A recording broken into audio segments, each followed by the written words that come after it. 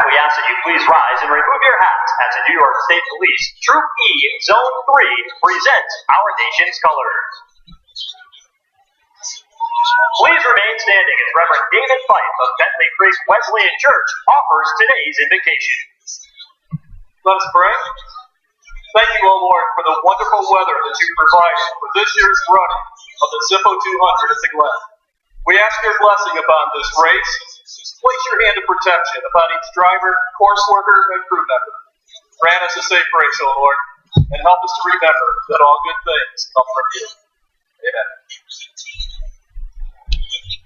Here to honor America with the singing of our national anthem, please welcome Nashville recording artist Preston James, accompanied by Kevin Gallagher from Empire Interpreting Service.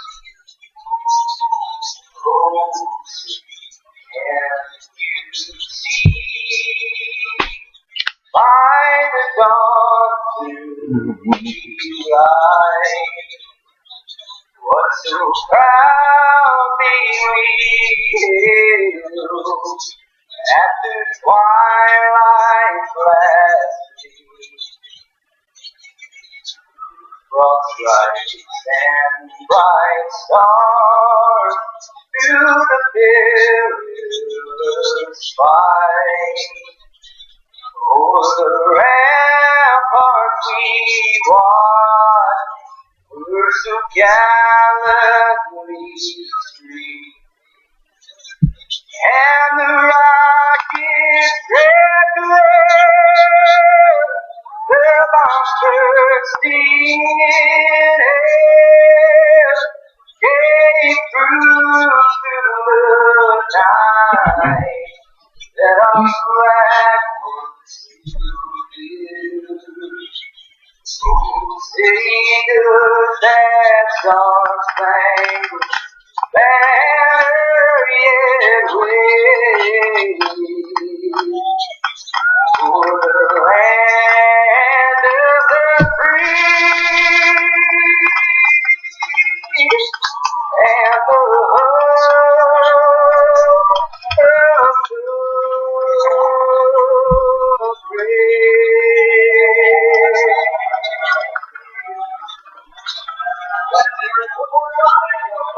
Sunday stars on the front row, the XFinity regulars trying to dethrone the Giants, all surrounded by the biggest party in upstate New York. The command to fire the engines at the Glen is next.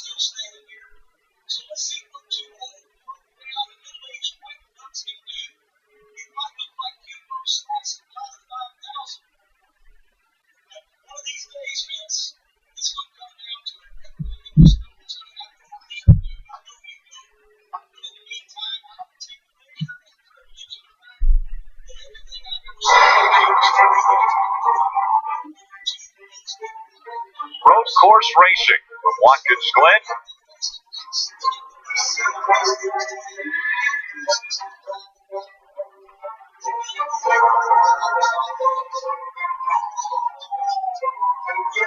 Four times he's taken home the checkered flag and trophy. Logano wins at the Glen again. Kyle Busch blowing them all out of the water here today in Watkins Glen. It's NASCAR XFinity Series Racing from Watkins Glen International, the Zippo 200. So many things come into play when you come to a road course, so many different storylines. For some of those, we go down to pit road and Dave Burns. Rick, Christopher Bell has a chance to do something very special today, and that's win a fourth Xfinity Series race in a row.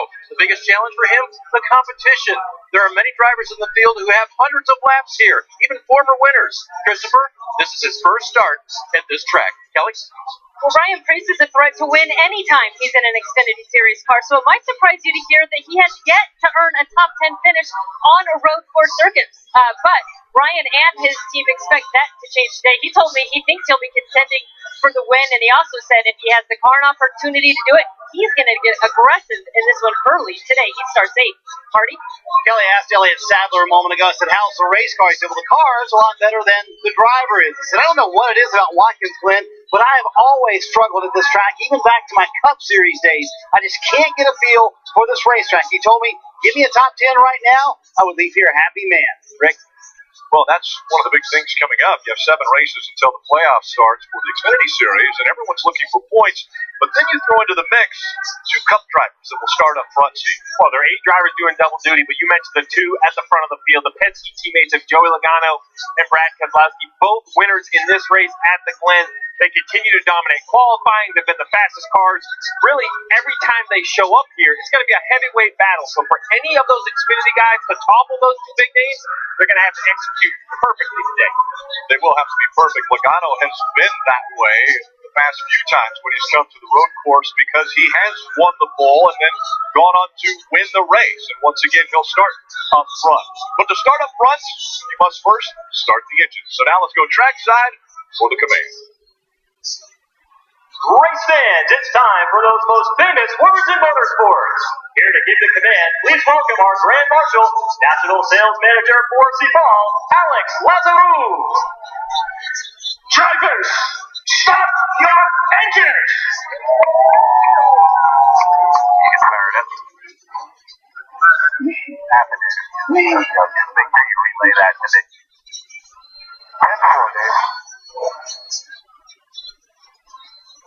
And the engines are fired up, and that gets us fired up. We're getting ready to go road course racing. Watkins Glen alongside Steve Letarte, Rick Allen with you. And Steve, one driver out there, Christopher Bell, the 23-year-old from Norman, Oklahoma, looking to make it 4 in a row. He has definitely been on a roll. Yeah, it would be a historic thing if he could absolutely win 4 in a row. But to do it, he's going to have to beat the big names. But he's done that. He's beaten Kyle Busch at it over where he was the favorite. Although he'll tell you he is not a road course regular. He hasn't quite figured out the road course. Making his first ever start at the Glen has only made it more challenging. Yeah, he actually beat Brad Keselowski as well. A couple Cup regulars are going to be running in this race, which will make it a little bit more difficult for the Xfinity Series regulars. But the other thing that makes it difficult is the fact that there was no practice time really on this racetrack because it rained yesterday. Yeah, normally it would be the Cup regulars that you mentioned would be the biggest task in front of them. But I think it's the track itself. It rained yesterday, so while practice did happen, it didn't count for much. It's only dry laps that really help these cars. They got a few in qualifying, but I think the unknowns are outrageous. No one has an understanding about their fuel windows. They're not sure how their cars are going to handle. There are just so many question marks heading into a race that's already challenging. 82 laps here at the Glen. You have to manage your transmission, your engine, your brakes. There are so many ways to lose this race. Well, the good thing is we have a lot of help.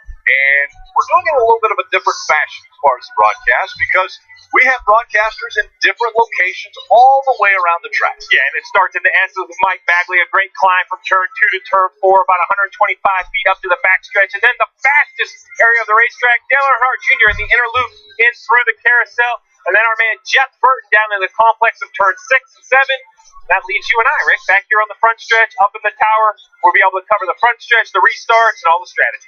We're going to have a lot of fun with that. We want to go now to MRN and SiriusXM Radio's Mike Bagley. Thank you, Rick. Good afternoon, everyone.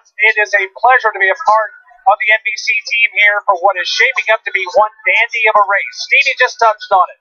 There is no practice time for these drivers. And you enter this portion of the racetrack, you need all the help you can get. That elevation it is 125 feet from the bottom of turn number 2 into turn number 4. You look at the trouble in turn 3 and get crossed up, you're going to have a lot of company coming on to the right as well. This is a very fast and a very narrow portion of this racetrack, and if somebody gets turned around, calamity ensues. If you clear turn number 4, it's a strong sprint up the back straightaway into a complex set of corners that'll be monitored by our Dale Earnhardt Jr. Yeah, I'm going to be sitting down here in probably the most exciting part of the racetrack with the interlude here behind me. These guys are coming in this interlude for the first time all weekend. It's incredible. I can't even believe that they're going to let these guys start the race without any practice. It's like sending 40 people through a corn maze with $20,000 on the other end. It's going to be pretty awesome. We're going to have a lot of action here all day long. Guys are going to be going through this carousel. And you see there, Brad Keselowski breaking his track bar over those curves. We're going to see action like that all day long. It's going to be great. Once they exit the carousel, they head to my buddy, Jeff Burton. When they exit that carousel, a lot of things can happen. We've seen in the past. The carousel is so important. They're trying to carry so much speed off that carousel. Well, sometimes they carry too much speed, and they end up having problems. And we've seen huge wrecks. You know, in the Cup race, the Xfinity race, just when something happens, there's nowhere to go. Unfortunately, I have first-hand knowledge of this one, but it's huge impacts because you're going so fast, and the intensity picks up. And then when you enter turn 6 and turn 7, we see races decided here. This great battle a few years ago coming to the line. Marcus Ambrose pulls it off, and then once again coming to the this is Watkins Glen. You want to win these road course races. It's just so important to get through 6 and 7, and we're going to see some great action today. So to sum it all up, it's going to be intense, and the track is so narrow that it's only going to make it even more intense. We'll see how everything pans out. Green flag next.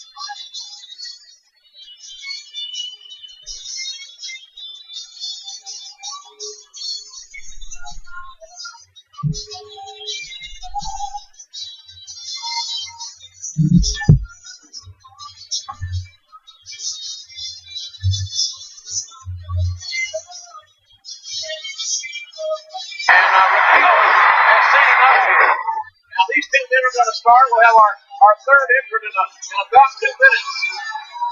Maybe less now. The clock gets running, I suppose. Yep. White Golda, team off on Rakiva and rocking the big man from the island of Samoa. There you go. And Golda's putting the up. That's one double feature Golda don't want to see. It is. Yeah. And Golda. He landed on the apron. He did not go to the top, but he did go to the floor. Not eliminated. You got to have both feet touch the floor. You got to be thrown over to the top rope. Oh, I see that Howard Pickle said for about an hour.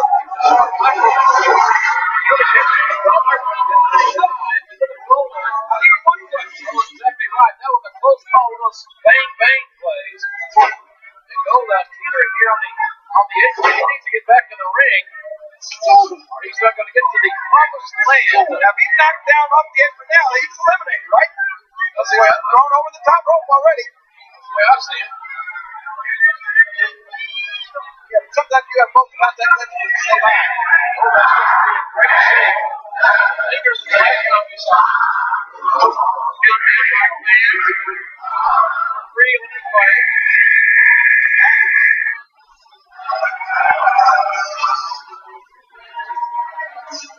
Well, it is the big boss man from just up the road in Cobb County, Georgia, former Cobb County Correctional Officer. NASCAR on NBC is brought to you by Credit One Bank. Credit cards perfect every day for you. Goldust sitting outside to avoid, I think, the boss man, but Goldust is still in this match. Yeah, but he didn't want to go over the top. Coming into this race has 3 consecutive wins. Trying to add his name to a very short list of drivers that have been able to make it 4 in a row. He has self-proclaimed he's not good on a road course. This will be his first start at Watkins Glen in the Xfinity Series. We take a look at the starting lineup. Joey Logano, Brad Keselowski, Penske driver, making up row number 1. Kyle Larson, A.J. Allmendinger. Both very strong at this racetrack. A.J. Allmendinger, especially though he hasn't won in the Xfinity Series here at Watkins Glen. There are 2 teammates in row 3 there. Jason Henrik, Ryan Truex, and Ryan Freese will make up row 4. Then 5, Eric Almirola and Justin Allgaier fighting for a championship. Christopher Bell, Cole Custer will start in row 6. Let's see if we can dial in Christopher Bell. Hey, Christopher, this is NBC up here. Steve Letard on NBC. You got a copy on us? I can't hear that, whoever that is. Hey, give him a little bit of time. This place is so big that it's hard to even the radio to transmit. So he's over on the backside of the racetrack. Get a little bit closer to him and give him one more shot here. Living the boss man, as we said, it is Okay, supposed to be every man for himself. I think that's exactly what we're seeing here. I think that they would be wise to jump. Hey, Chris, this is your turn here on NBC. You got a copy on us?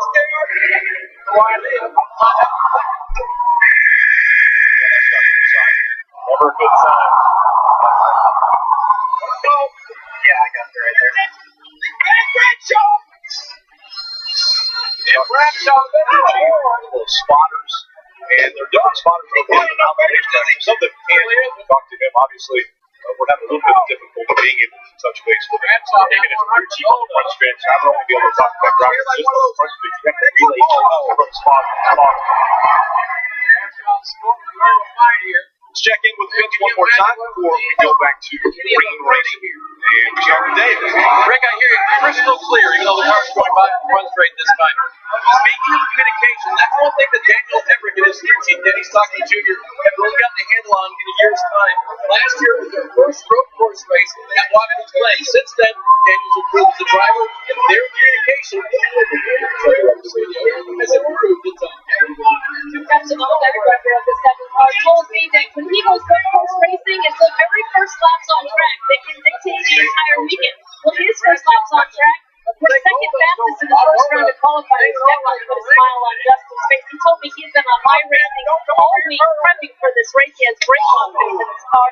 He finished fourth here at Watkins Glen a year ago. They can take it today.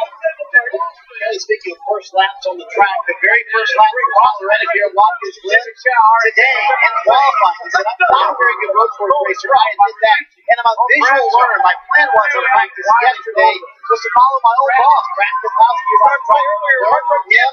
It rained out yesterday, so he's going to follow Elliott Sadler in qualifying today. He wound up spinning. He will start 27th this afternoon. He told me the number one key day for our 19 survival just finished this race. Next point, and we'll ride along with Christopher Bell. We know that we can ride along with Christopher Bell, even though we can't talk to him. He is carrying the Sunoco onboard camera, has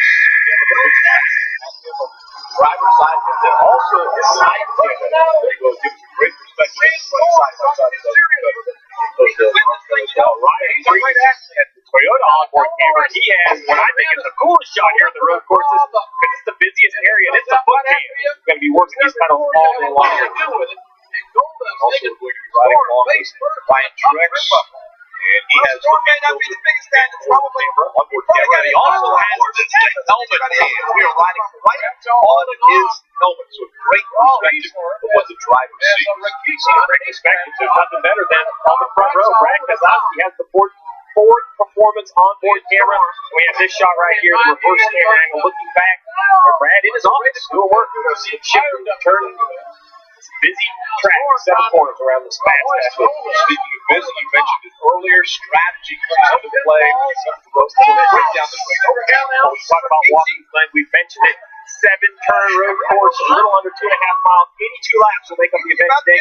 Just over 200 miles for each stage and second stage, both 20 laps long.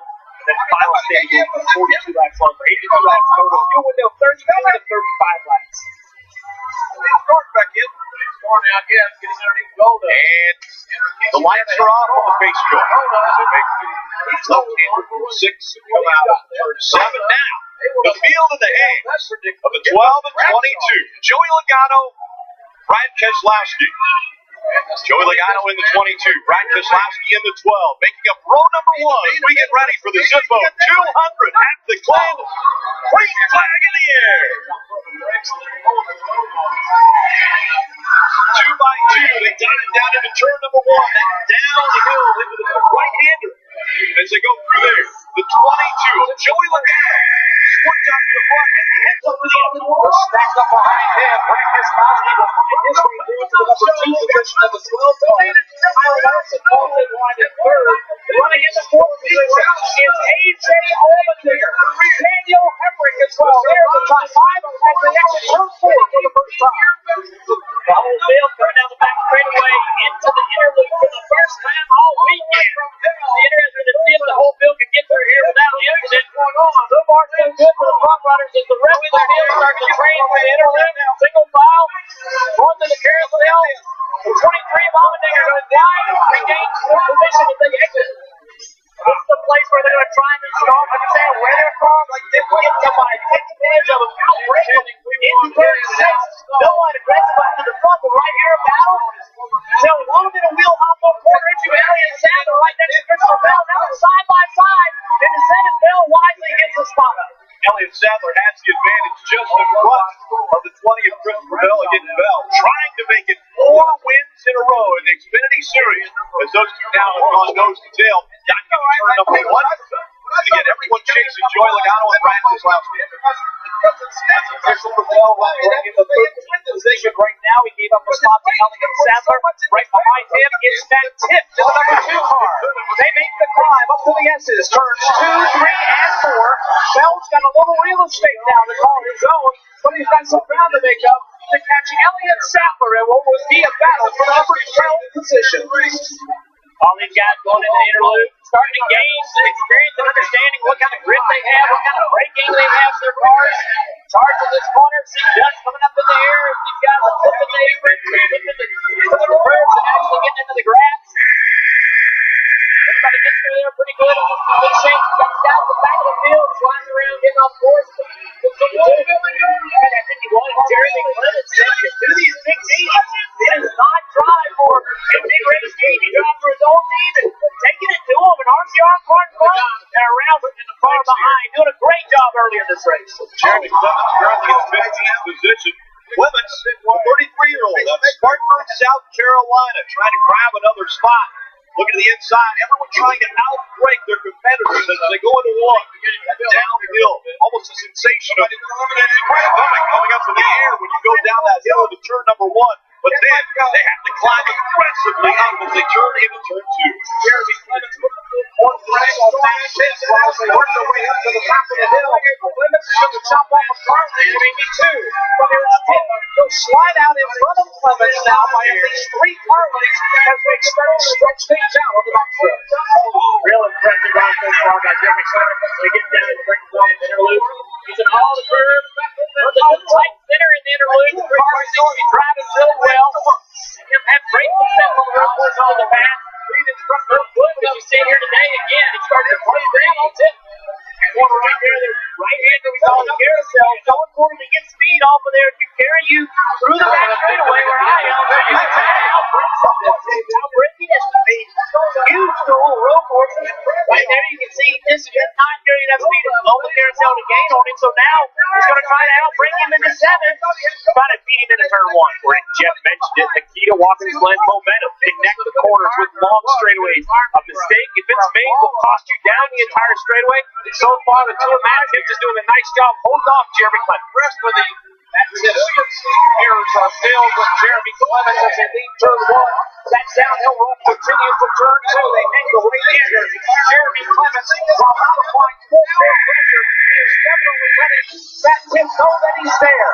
Now 2 car lengths separate those two as they battle for their spot here, just outside of the top 10.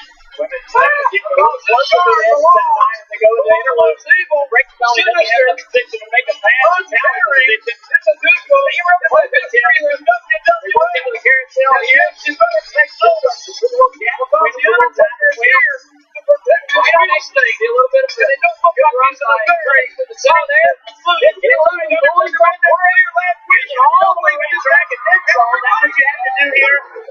What's typical right now is trying to get him ready. That's what they like to talk about. Is what hard was. Like you can see right here, it's hard to see your racetrack. You're trying to hit your marks, but this is really the first time you've dealt with traffic. So early in the race, you're trying to figure out where their marks are, or what they've already trouble in front of us.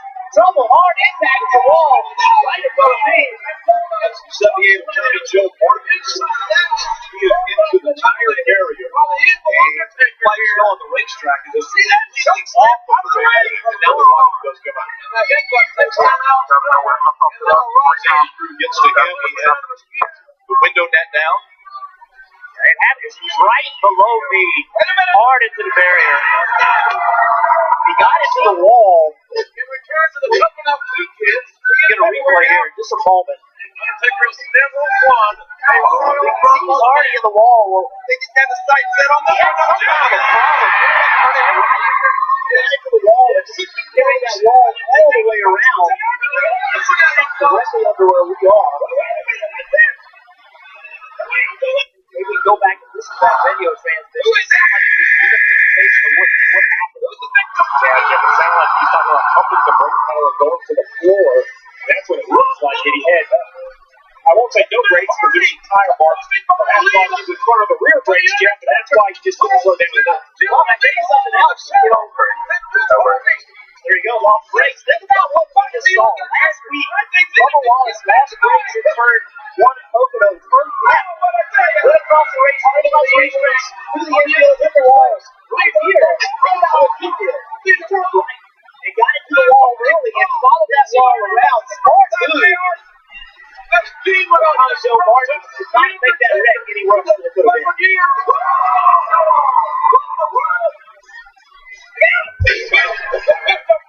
That's the low blow. He was not in the Royal Rumble. The Undertaker didn't lead him. Where did the fence?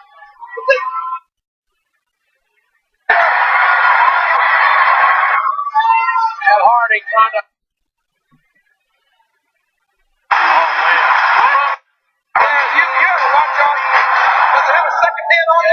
I know. But it's not on this one. Well, he's not gonna beat the Bushwhacker record, but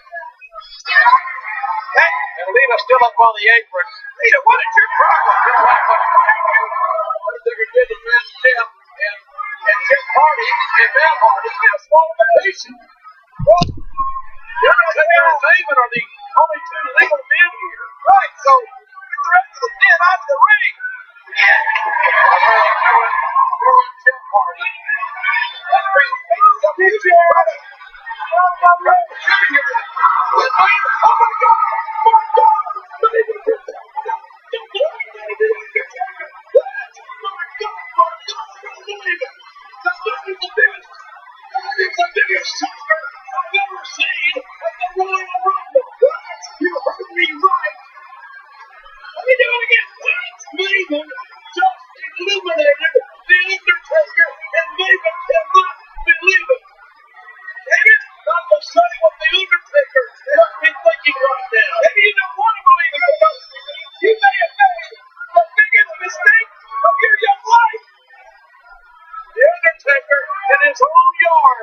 by a very long rookie.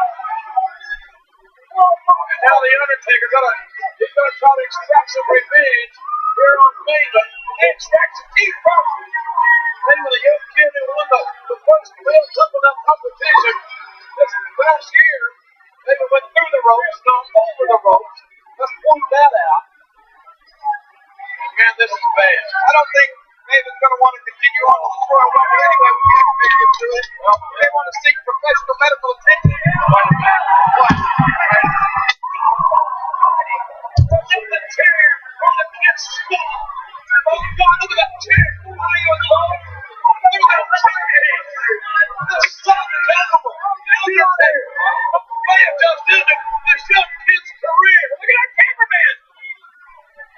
Oh, God, this is enough. The Undertaker just hit Maven with as wild a chair shot as I have ever seen or I've ever heard. Why don't you go over there and put a stop to it, JR? NASCAR Drive, that is politely. live, we stay. Never miss a live NASCAR Drive. NASCAR.com/drive or download NASCAR mobile app today.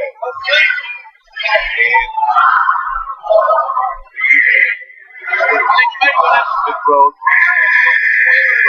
Jeff, I mentioned earlier about Bubba Wallace, what he did in Mexico to us.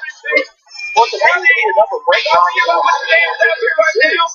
last week, driving up turn one Poconos, no break whatsoever. Oh, big impact. He turned left, then later he wished he would have turned right. He got against the wall and just rode around it. Would have avoided this big impact. I don't know as a driver how you can instinctively do that. I think you got to have thought that thing through. And then you look at Tommy Joe Martin today, we're up the end of it, but you can see he made contact with the wall much earlier. And he turned left and gone straight, he would have had much more of a head-on impact. So I don't know if the car, the problem with the car, O'Brien, or if Tommy Joe had the thinking to turn it right, but either way, it worked out much better than it would have had he turned left, because he would have gone pretty much head-on in the wall right now. Good to ask yourself, practice yesterday. So is there anything there that we will never know? Back to that.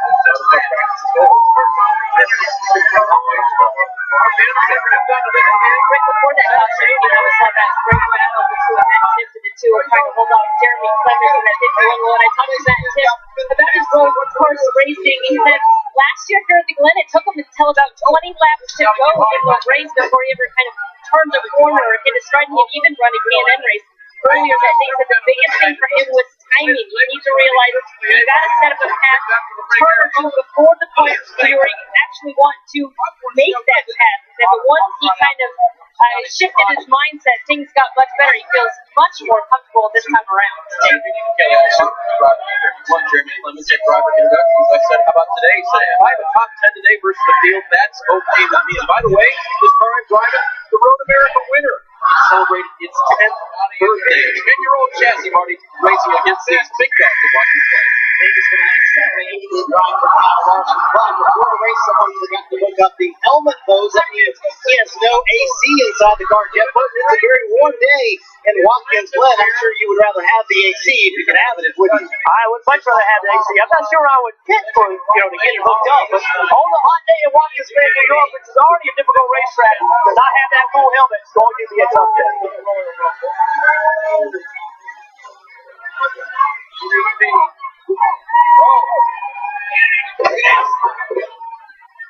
Taking down Page. This is Page, DDP's first Royal Rumble. Leaving the chin on, making sure that Christian up on the shoulders is ready to run it right to the rope. Shots on. Got him trying to break it with him. These guys that come from nowhere and win this match to be in the main event at WrestleMania. I've done it.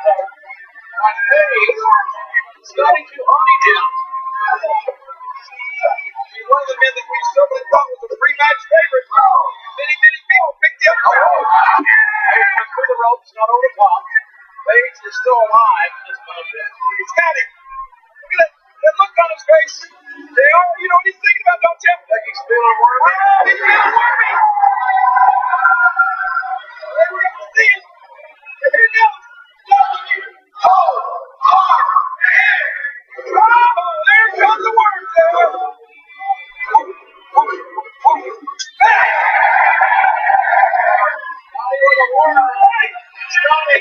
eliminated by DDP. It's knocking away a Christian. It's the away yet another competitor. Here's a 30-man Royal Rumble. Earlier we saw Billy. Now his tag team partner, Chucky and Billy. I thought about Raiders coach John Bruce. Not that Chucky. It's Chucky Palumbo. Chucky. What's wrong with that man? It's a good name. It's Chucky. Oh boy. Every time I get your name, named Chucky. First elbow by DDP. Yeah. Opposite record by Page. Oh, Chucky. Are you gonna say his name like that every time you announce it now? I don't know. They would go to the stage and discuss. Yeah.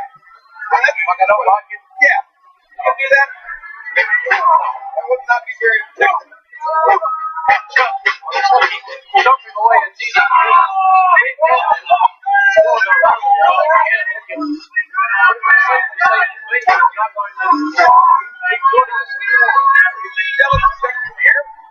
is?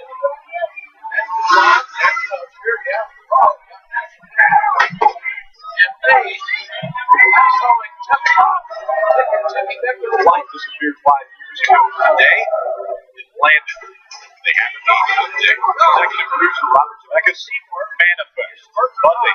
All on NBC. I don't think Chris really cared. Hey, Rick, let's throw something else into the mix. There appears to be rain heading towards Watkins Glen. It's supposed to be a very clear day. And 4 teams in my area, yes, those are rain tires, have pulled their rain tires from their allotment. Now, NASCAR has to say it is a, quote, wet race to be able to put on the rain tires, but these teams are getting ready as if NASCAR in the rain is going to get here. And NASCAR would allow them to put on these rain tires. That would throw an interesting thing into the mix with it, Steve, with rain tires going on here at Watkins Glen. Oh, yeah. We talked about it. It looks like good look to get Stevie Bell in the middle. Explosive. Yeah, that would be a. Hey, that gives me a headache just thinking about these 4 guys that are making up for the rain. That's interesting. I'm talking about rain tires. What I'm talking about is getting to a certain point. Side by side, as well as Logano. And a great start for Joey Logano once again on the inside of 22. Moving up on the outside. Here comes the 12. Brad Keselowski challenging for that top spot as they head up into turn 2. Teammates battling for the lead here. Watkins Glen. Logano will come up over the top of the leaderboard. Brad Keselowski up to trot off his back bumper. They've got a 3-car length advantage over Kyle Larson with A.J. Allmendinger and Daniel Hemrick-Ito for the battle for the lead is headed to the air loop. Is he close enough to make a challenge? No, he won't. He'll be able to go into the air loop behind his teammate. They're all fish in there pretty much single file until we get back here to back the pack. See all those guys trying to negotiate that interlude. Some side by side action through there to go into the carousel. Somebody getting through pretty clean. When you see that side by side and you're the car behind, you should back up a little bit and get a big run because you know they're not going to be able to carry that momentum off the corner. It's an opportunity to make a pass. Everybody pretty much miles at a time. Except for these two, Eric Almirola on the inside. And Ryan Preece on the outside. Almirola is going to take the spot away from Ryan Preece as they come out of 7. Heading down the front stretch, right in front of the grandstand. Overcast day, making it a little bit nicer now for the fans here in attendance. But another move to the inside. Here comes Preece trying to take that spot away from Almirola. Side by side for the ninth position and in turn number 1. It's Ryan Preece. He'll slide through. Almirola falls to 10. Double wide up to the S's. Cole Custer to the inside, hooking to curves across the nose of Elliott Sadler. That allows that. Tipsy goes in, and also Christopher Bell will close in to make that a 4-man fight for that spot. Here's an incredible opportunity for these guys into the inner loop to challenge for position in the braking zone. You see how backed up they got behind Cole Custer up through the exit. This whole field here stacked up into the carousel. Inside Bell's car here as he tries to get to the carousel, trying to figure out a way to get a run on his car in front of him on quarter exit. They won't get the power down. Gain no ground. Really difficult to get a run out of the carousel there. Go down into turn 10 on the left-hander. Break down here. Turn in a little sooner. Back to the throttle. Here's an opportunity. If you can get the power down, you cannot. able to get in here and apex well without wide entry. Who gave a little on exit. Bell was a little shallow on the entry there and hurt that exit somewhat. Get down here to turn one. He's going to break hard, try to gain a little bit. No bolts for the breakers on. You can see that. But he got center a little bit. So I got a little tight if he's trying to overdrive that entry. Hoping for that front grip to be there, and it wasn't. Ravel going for 4 in a row. We've talked about this is not something he considers himself good at. This is where it gets difficult. How do you make a pass? A guy here.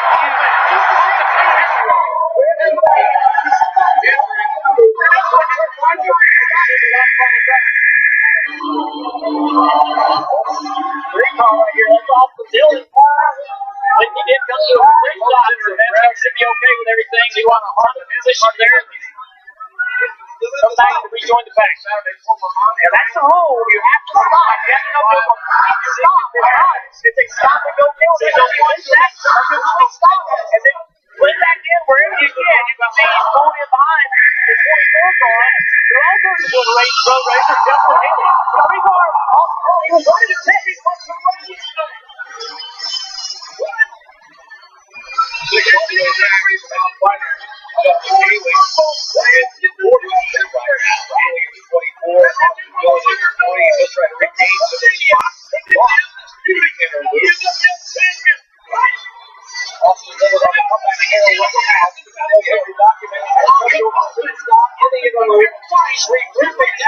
He's got Austin Cedric stacked up behind him, and he's also trying to make some ground exit. Justin Haley, they have clear front forward, and they're headed up the backstretch. Austin just needs to be patient here. I think he's scaled back to the cars that he should be faster than. These are competitive cars in this area right here that he is at. He needs to be careful not to continue to compound with more mistakes. Slow the race coming out. Let these guys around the inside making some mistakes. You can see Haley go a little wide there. Let those guys do those type of things. Gain that ground back.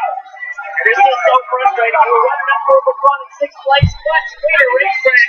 Much easier when you're in 6th place. And you get back here where all you get is 15, 14. This battle is much harder than you're getting in the front. There's 4 people behind you, 4 people in front of you. Mistakes are magnified. So Austin Dillon right now is thinking, man, I was glad to make that mistake, and how do I get back where I was?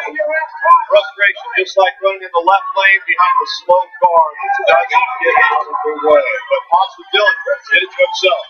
Brandon Jones was the first to come down the road on strategy. He will take left side was first, then the right side. Everything very much reversed for the pit crews this week.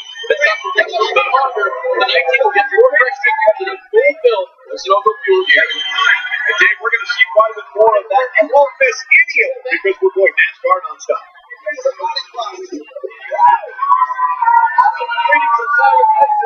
Kentucky, and the rattlesnake what says, hey, 5, 7, 1, 6, 5, 4, 3, 2, 1.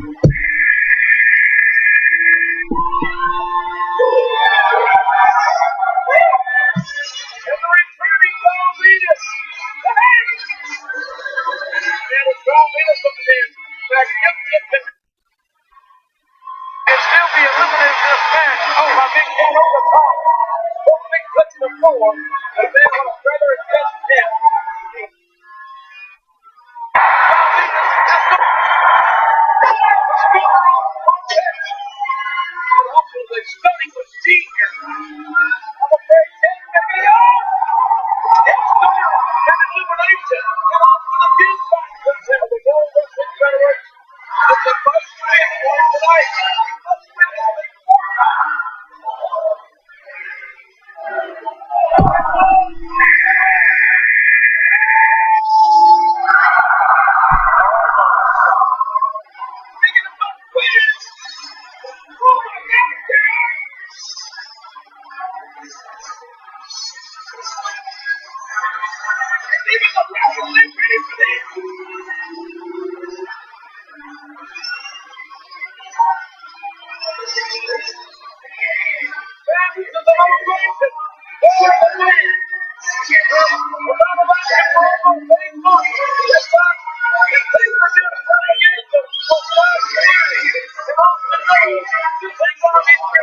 Once again,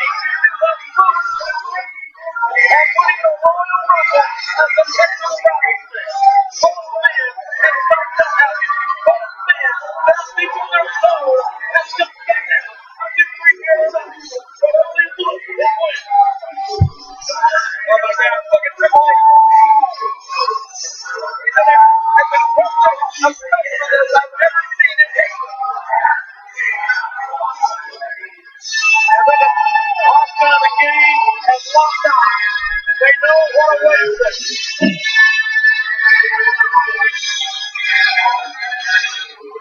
A winner goes to WrestleMania. And what's good about it? 8 guys away from our 30. Both men are driven. Both men are proud. Both men hustling in the game. In the game. You can catch all the action on NASCAR on NBC with NBC Sports Center. Camera and live set anytime, anywhere. It's awesome now. On the upper hand. Right. Chasing after Joey Logano, who holds his head on the end of stage 1, trying to go with strategy that we see out of the front of the line. Before the end of the court. So there's a bit of to go. Around the code to lap 18. There's a little risk whether it's there. Fire Magic probably 2 or 3 laps. Everyone towards the front of the field is hit. The balance is this. Hitting helps you throughout the rest of the race. Which is good to win the race, but you will be giving up those points at the end of the stage. So, Logano, Cavazzo, Larson, the owner's championship, none of those drivers are running for a championship. If you look back at Frederick and Allgaier, maybe they pick that playoff point. Valuable point at the stage. So, I wouldn't be sure if someone tries to win the stage. And the front runners, I think, will go for that. Yes, exactly the believers of Joey Logano and the Chief Ryan Wilson. They are plus 4 immediately down for the Owners' Championship. They're focused on that because they know the 18 team is as well. So Wilson would like to run this entire stage and get those valuable points and then have Joey Logano win this stage. But if not, they can run the lap 18 to put themselves in a much better position for later in the race. So a lot to decide here. Ryan Wilson told me, hey, at the end of the day, the steering wheel's in Joey Logano's hands. If he wants to come at lap 18, we'll get the car. Things like pit stops are cycling. We've seen a few on pit road. One of those being the 5 Mike Lynette. He came on pit road. We're also now seeing Christian Bell, the 20 on pit road. He'll give up 13 position to come with 4 fresh Goodyear tires and a fill of Sunoco fuel. He said he was struggling on the exit of the corners. Lateral grip in the carousel is what he would like more of. See, one thing about Watkins Glen, we've said it a couple times, the driver is not close to the pit wall, the opposite. So the right side of the car close to the pit wall. And just one more thing that makes it more complicated. Just goes back to at a pit road violation. Drove to the 2-minute pit stop. So we had to do it right. Some of that can be because of his position. On the left side of the car, the right front corner was the one that was the pit box. One more detail we're going to continue talking about. Triple H and Austin's almost very close between the 22 of Joey Logano and the 12 of Brad Keselowski. Less than a quarter length separating the top 2 as they go through the 1. Watching this battle for the lead head downhill. Brad Keselowski has caught Joey Logano. The question is, what can he do with it? In turn 2, they go start the car on all yeses. Here they come now. Across the short shoot, headed to turn 4. Backman, the crew chief Chad Norris for anything home and here told me, he said, we've got to do something different than the Team 50 cars. So here they are, winning a lap earlier. They did the right side first, but the left side breaking all bigger. It's almost 2-3. That's a heck of a battle. Number 19 of Aaron will also come down pit road. He said his car just been a little bit too loose, but they have to have the flat line. Yeah, coming at you. You got a pretty good battle here. They're coming up on 5 laps. You go that tip coming off the pit road down. first round appearance in 93. His strategy will be interested to see how all this works out for you. It sounded just leading pit road said he was way too free, especially in the left-handers and the Team 50 cars coming down the road. Brad Keselowski committing to pit road here. They didn't enjoy Logano also going to come down here at lap 18, so they decided let's forego those over points they were worried about. Let's come down pit road and get fresh tires here.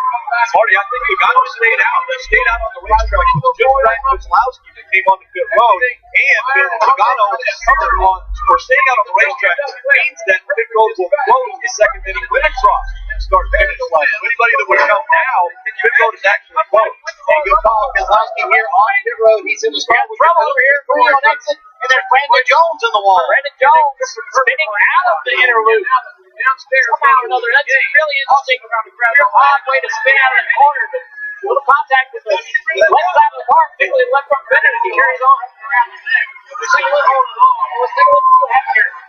He's going down to the third out of the inner loop. Just loses the back in the center of the corner.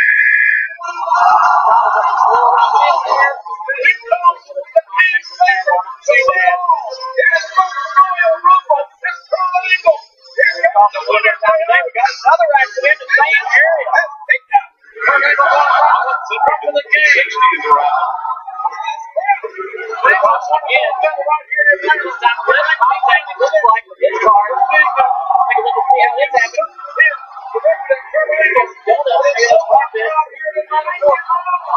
Something in the up there. We can get a little bit late. No contact. He'll get right and carry on the track time. No issue. All that's going on. Joe Logano who stayed out on the racetrack. Out in front of the field, Kyle Larson running a second. Joe Logano in the 22 coming down the inner loop for the final time in this stage. It's a tough break with the 60s. He's going to lap down. He tried to hit before the end of the stage. And unfortunately for him, he was just a little bit too slow in the middle of the lap to the 22 of Logano. All of their sights set on one Logano into turn 6 for the final time in this stage.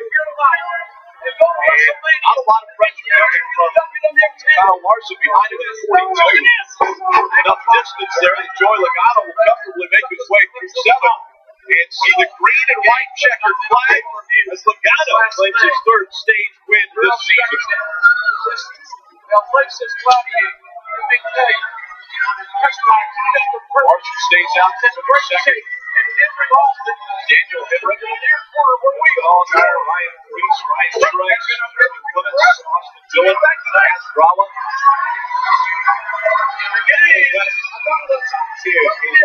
Stage 1. So a lot of different options. It started to spin. Different guys want to go on and that guy is Now we're going to see what Joe Logano decides to do. Assuming he's on the road, he's going to restart between 10 and 11. 12 of those cars that have already hit.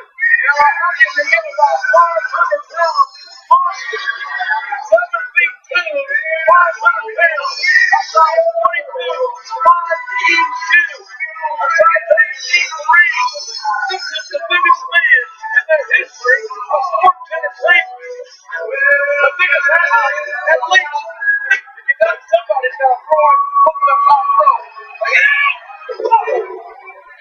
Touchdown on perfect. Really was perfect. Oh! Now the game. It was Austin. Austin in the game. Both one downstairs. On the ball to the front. For the Hurricane. Double drive. And now, and get the Big Show. Big Show has been eliminated. The two holes in Royal Rumble. And then fired in controversy. It was a surprise entrant in this match last year. No surprise this year.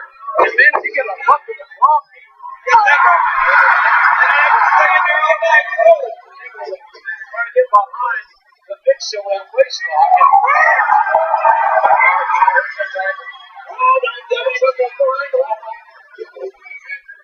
Triple H downstairs to the Big Show's knee. I think maybe Triple H feels the Big Show's a bigger threat in this sort of match than Kurt Angle. I don't know. That's only an assumption. Well, I don't agree, but obviously Triple H thinks he's a big threat. A big anything, actually. Oh, my goodness. Austin almost lost that ball in there. That headbutt down goes perfect. And Kurt Angle gets headbutted right in the face. Right across the nose. Triple H with a low blow on the game. Or on the Big Show. Perfect.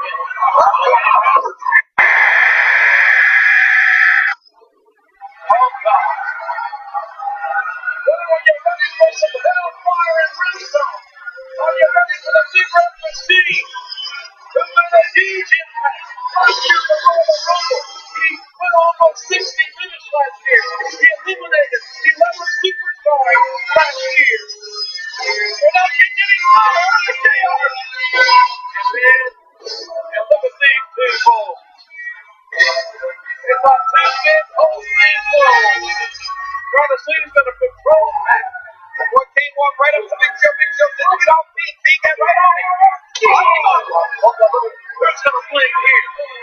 You're talking about letting it in. And the Big Show pitches King across the face of that huge move. And both men have the same idea. Someone got to get here. Joey Logano. Stage 1. I told you the King came to the Royal Rumble. And you say he's going to win? I said he had a hell of a chance to win. Stay down and get some team.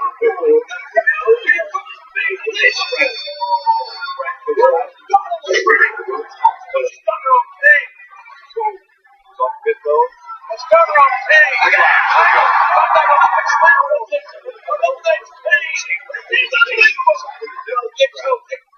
Triple H taken down. He stays out Third angle. and gets the stage. And this was also slammed over the top. And then the King eliminating King. 16. I want to see that again. I can't believe it. Actually, he's showing this. I can't tell you just talking over the top. 500 pounds lifted, but yet the roll of the ball strong.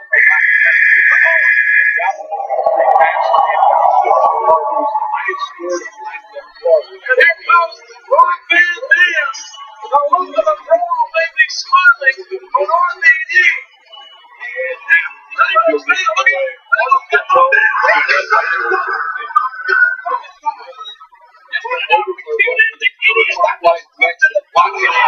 clockwise. So everything the pictures are doing are against what they normally do. They're taking their hands against themselves, but no taking everything they're taking through them. And what adjustments they make, including they found Archer's forced into the strategy because they did leave that nose off at the very beginning of the day. You can see this haymaker, he's on the driver's side of the car. He's inserting that hose right now. They've already done that to make some changes for a car that's too tight in turn 2. On the screen, Joey Logano with his cockpit crew, they changed the tires on the right side first, then coming to the left side for him. He said he's loose early in the run, but needs more turn later in the run. Logano with a whole turn here on pit road, but of course those guys who pitted earlier, Rick, will now stay out. All about track position at Watkins Glen. Gained by Justin Allgaier. His spot and then delivered to school. remember, I picked you. 5 men. Let me down. A lot of carnage. Going back to Triple H. I'm right on you, Kurt.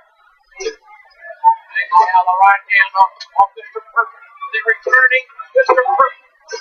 Can he make this a perfect Royal Rumble? Look at the left. From Minneapolis fighting back. Angle from face lock. Look at the bottom end of number 30.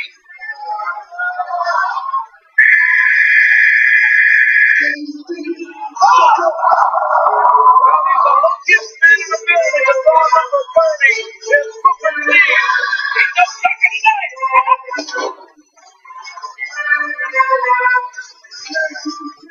Booker T in a very amicable situation. He's great. He hasn't been beat on. And this is his first ever Royal Rumble. Can you dig it, Booker T? And now we go until there's only one man left. It goes man. Let's get it ready. Royal Rumble attack. Let's get it ready. He's still not beating hard. He's celebrating on the Rumble. Stick down the top. And we're back down to these four. The final four here. There are no more entrants. One of these 4 men are all going to go to WrestleMania. Look at that down. Austin looking right into Triple H. He almost stunned. There you go. Like you said, almost the pedigree and now you're Triple H. And Triple H challenged him. Head first to the top turn of the round. From angle underneath. From the angle joint. 10 laps. You know this qualification. Only one more to lose. That's been going on the top rope all the way to the floor. Perfect. He got an impression. Perfect. That'll be impressive. He has been perfect. NASCAR NBC is brought to you by Toyota. Let's go places. And by credit card. Official credit card of NASCAR. People taking advantage of Wolverine. The awesome tickets still available for next week. Michigan National Speedway. Great camping, affordable adult ticket prices, special kid pricing, and free parking. And now Austin trying to get out to Michigan for that NASCAR tickets. We'll go to WrestleMania on March the 17th. Mike Bagley, I know that we asked you to come and call the S's, but I also hear that you might know a little bit about meteorology. Yeah, I sure do. You know, we got covered Jeff earlier today for kind of a little run out there in turn 6. Well, it looks like Bob interesting maybe they could appearance here at Watkins Glen. There's a huge rainstorm just off turn number 1, known as the 90 here at Watkins Glen. It is pressing on this racetrack. We've been watching this move in for the last 10, 15 minutes or so. It is just outside the gates of this racetrack. If this shower misses us, it will be a miracle. And when it hits, it's going to be big.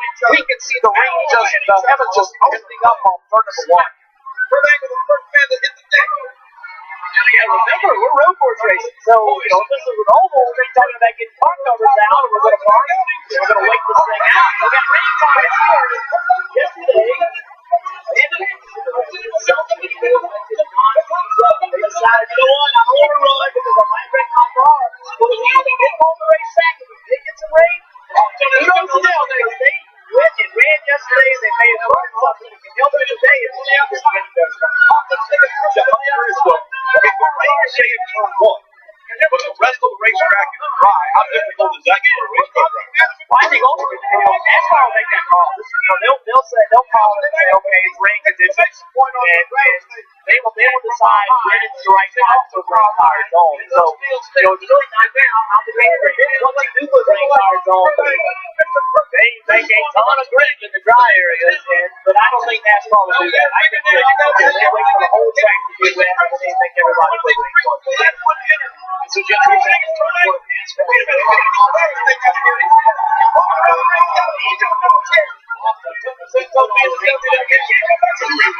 they take those rain tires off, that's all on them. But I can tell you this, all of the rain tires have moved to the front of every pit box. So that would indicate to me, Steve, that these teams think the rain is coming and they are ready with their rain tires if it does hit. Yeah, Marty, so the teams will come down, put some rain tires on there, but also have the opportunity to make the other adjustments necessary, which is install a windshield wiper, install it on, make sure the defoggers are turned on. You have to have a running red light in the window, clearly for visibility. All of those will be done without losing a position. So it's kind of just a stop. Keep it down. Everybody get ready to come on. Let's see the best in the race. As inside, Brad Keselowski on the outside. He hesitates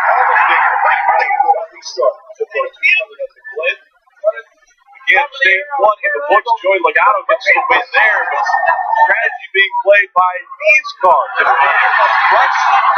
They get ready for the green flag. And the gears, they go once again. Brad Keselowski. The first one that we'll get to. Turn 1. The great braking by the 23. AJ Allmendinger right on his door as they work through turn 1. Almost 3 wide. Now as they come into turn 2. Nice side for the lead. 3 wide for a moment. Go back away. Keselowski beats Allmendinger into turn 2. That's Keselowski into 12. Allmendinger into 23. And arriving on the scene right now is the number 98 car running in third. It's Eric Almirola as they lead turn 4. Big lead by Brad Keselowski coming into the interlude. The 23 is now Allmendinger. Look at this. Guys are stacking up back here trying to get into that interlude. Track temp is dropping tremendously since the cloud cover got here. These guys have a tug-or grip that they've had all day long. They're going through the carousel here. Got a car spinning in the carousel. Carousel with 35 car. Gage is backing around, no contact, but I can see a little damage on that right front fender. But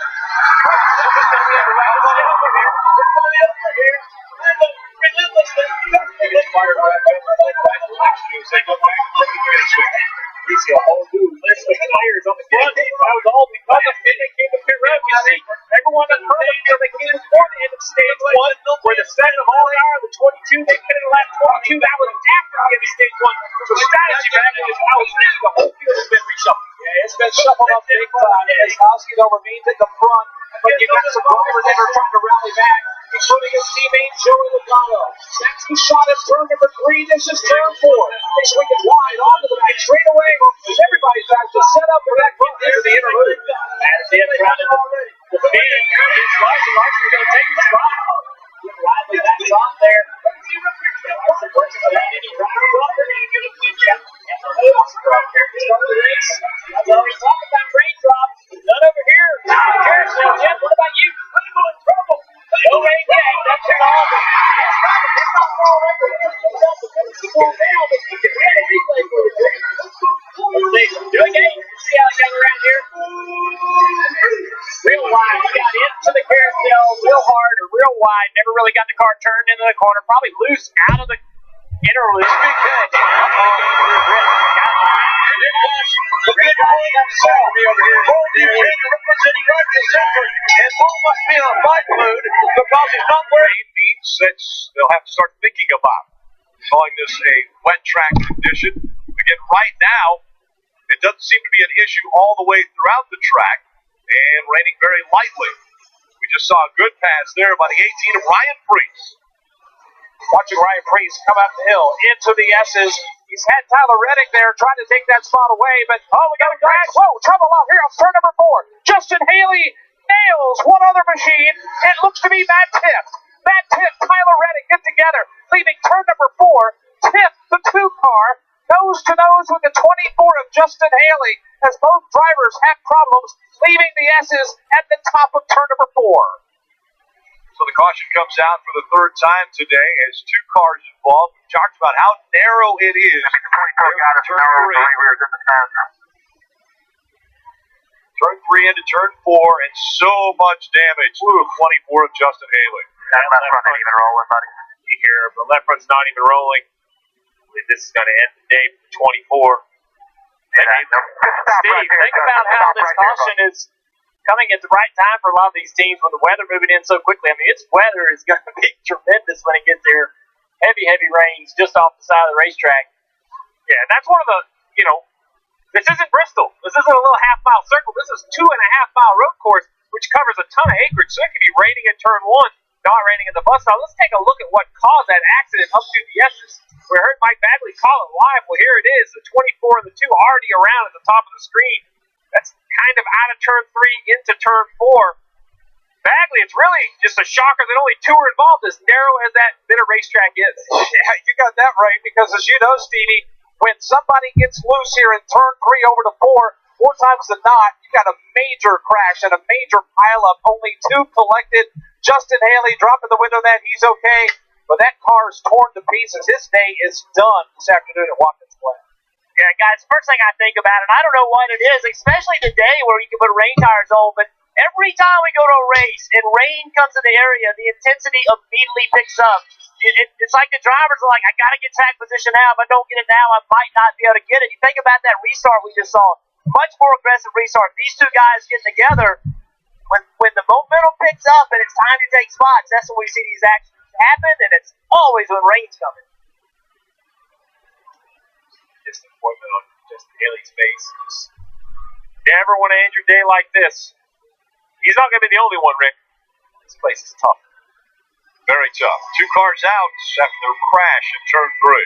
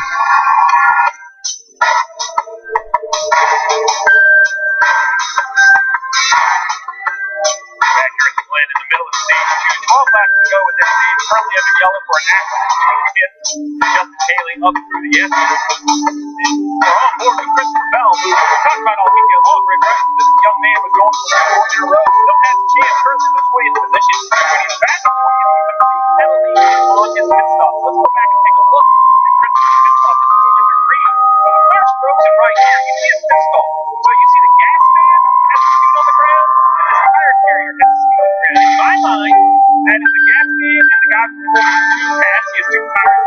I don't understand the penalty. NASCAR's complaint is that the tire carrier installed gas this morning to clarify this, and we were told that they're allowed to do this install when the car is approaching. So now you see the 20 approach in, and you see how in the middle of the pit box. In my mind, this is a judgment call. This does not seem very clear to me at all. They're calling that tire carrier too far into the stall. That's the penalty for the 20. That'd be frustrating me if I was a crew chief. I'd want to understand what exactly I'm allowed to do because I thought it was fine. This is the rest of the pit stop. We talked about the backwards pit stops. Everybody's a little anxious to get over there. Maybe a step or 2 more than he normally is, but I don't see that black and white in the rules.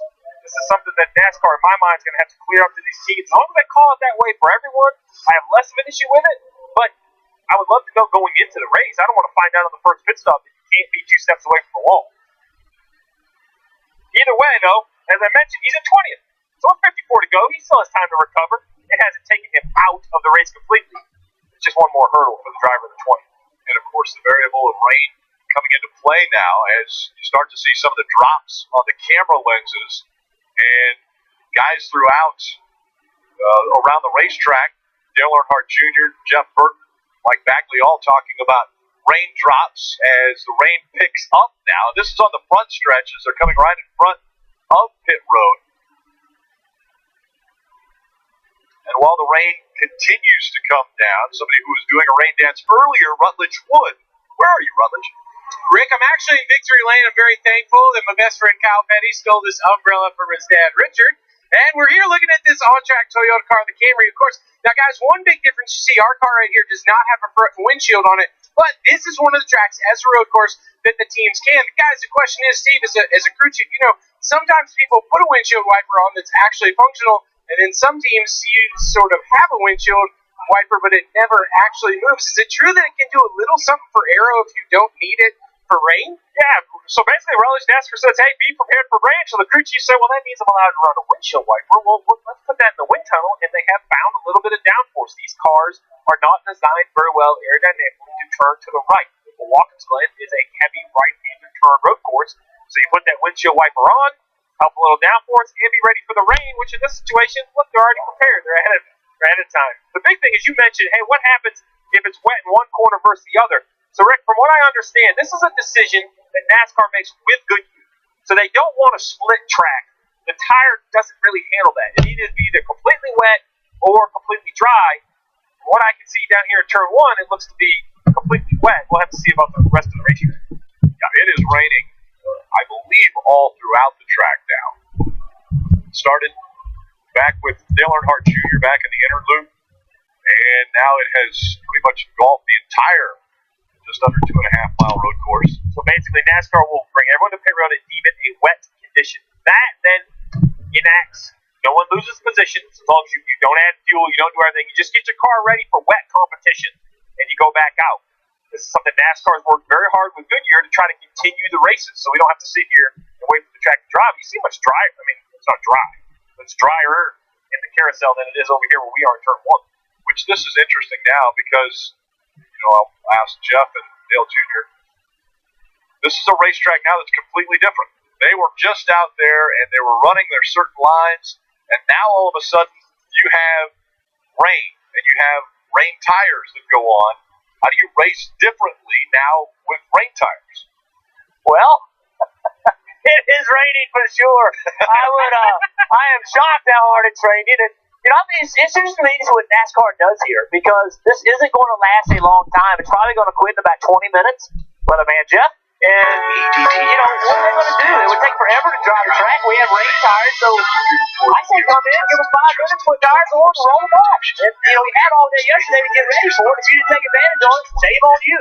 So I hope they just put tires on. But Scott Larson just spun. He just spun in turn 7 coming to pit road.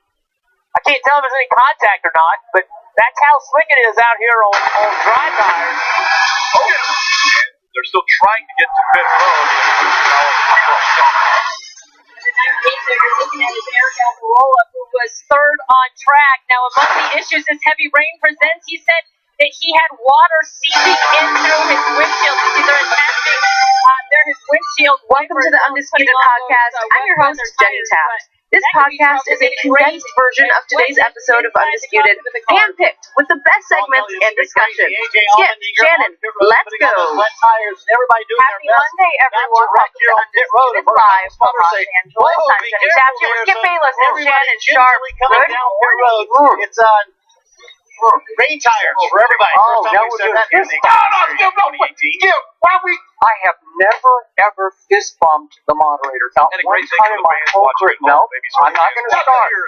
You guys attacked one. I don't care. You got your thing. You almost said it. Yeah, yes, go ahead. That's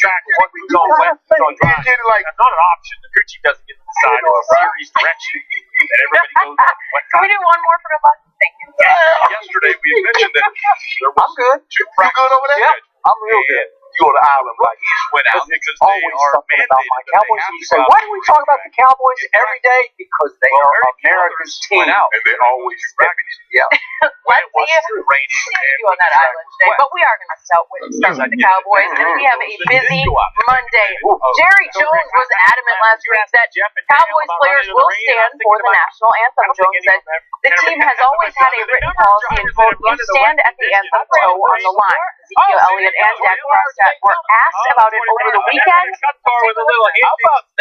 practiced in the rain right here. The one time Cup Cars had rain tires on was the practice of Watkins Glen. I was there, man. I was doing it. What are you talking about? All I can tell you is a lot of people playing the game, a lot of people watching the game, a lot of people that have any impact of the game. So when you bring such controversy to the stadium, to the field, to the game, it takes away from that. It takes away from the joy and to the love that football brings a lot of people. And so for me, I'm all about making a change, making a difference. And I think this whole kneeling and all that was all about just raising awareness and the fact that we're still talking about social injustice years later. I think we've got to that point. I think we've proved and we know that the social injustice. So I'm I was under the impression that it was going to be a free pit stop for action and not just kneeling. I've always believed standing up for what I believe in, and that's what I'm going to continue to do. Us as a team, we chose to stand together for the national anthem, and how does everyone adapt it was our decision, to wet conditions? Well, I think it shows our culture. It shows that we have unity. We're going to stand as one. If you're the 12, that's not anyone else who they choose to kneel during the national anthem. But we're the Dallas Football Cowboys, America's team. We stand for the national anthem. Well, Shannon, after hearing those comments, do you have a problem with what you heard from Dak and Zeke? I have a big problem with both of those guys. Skip, let me take Zeke first. You heard what he said. He said, us as a team, we chose to stand together for the anthem. It was our decision. I think it just shows our culture. It shows that we have unity. We're going to stand as one. But we're the Dallas Football Cowboys. We stand for the national anthem. He also said that's not knocking anyone else who may choose to kneel for the anthem. That's a lot, Zeke. You did not choose. That was not a team decision. That was a Jerry Jones decision. Just like for you to walk out there before the national anthem on that Monday night game, I think it was Sunday night game in Arizona, Skip. No, Monday. Yeah. Was it Monday? I believe. I think it was Monday night. When you linked arm in arm and you kneeled arm in arm before the national anthem, that was not a team decision. That was a Jerry Jones decision. Just like you standing and toeing the line. That is a Jerry Jones decision. That is not a culture. But trust me, I do know about the Dallas Cowboy culture.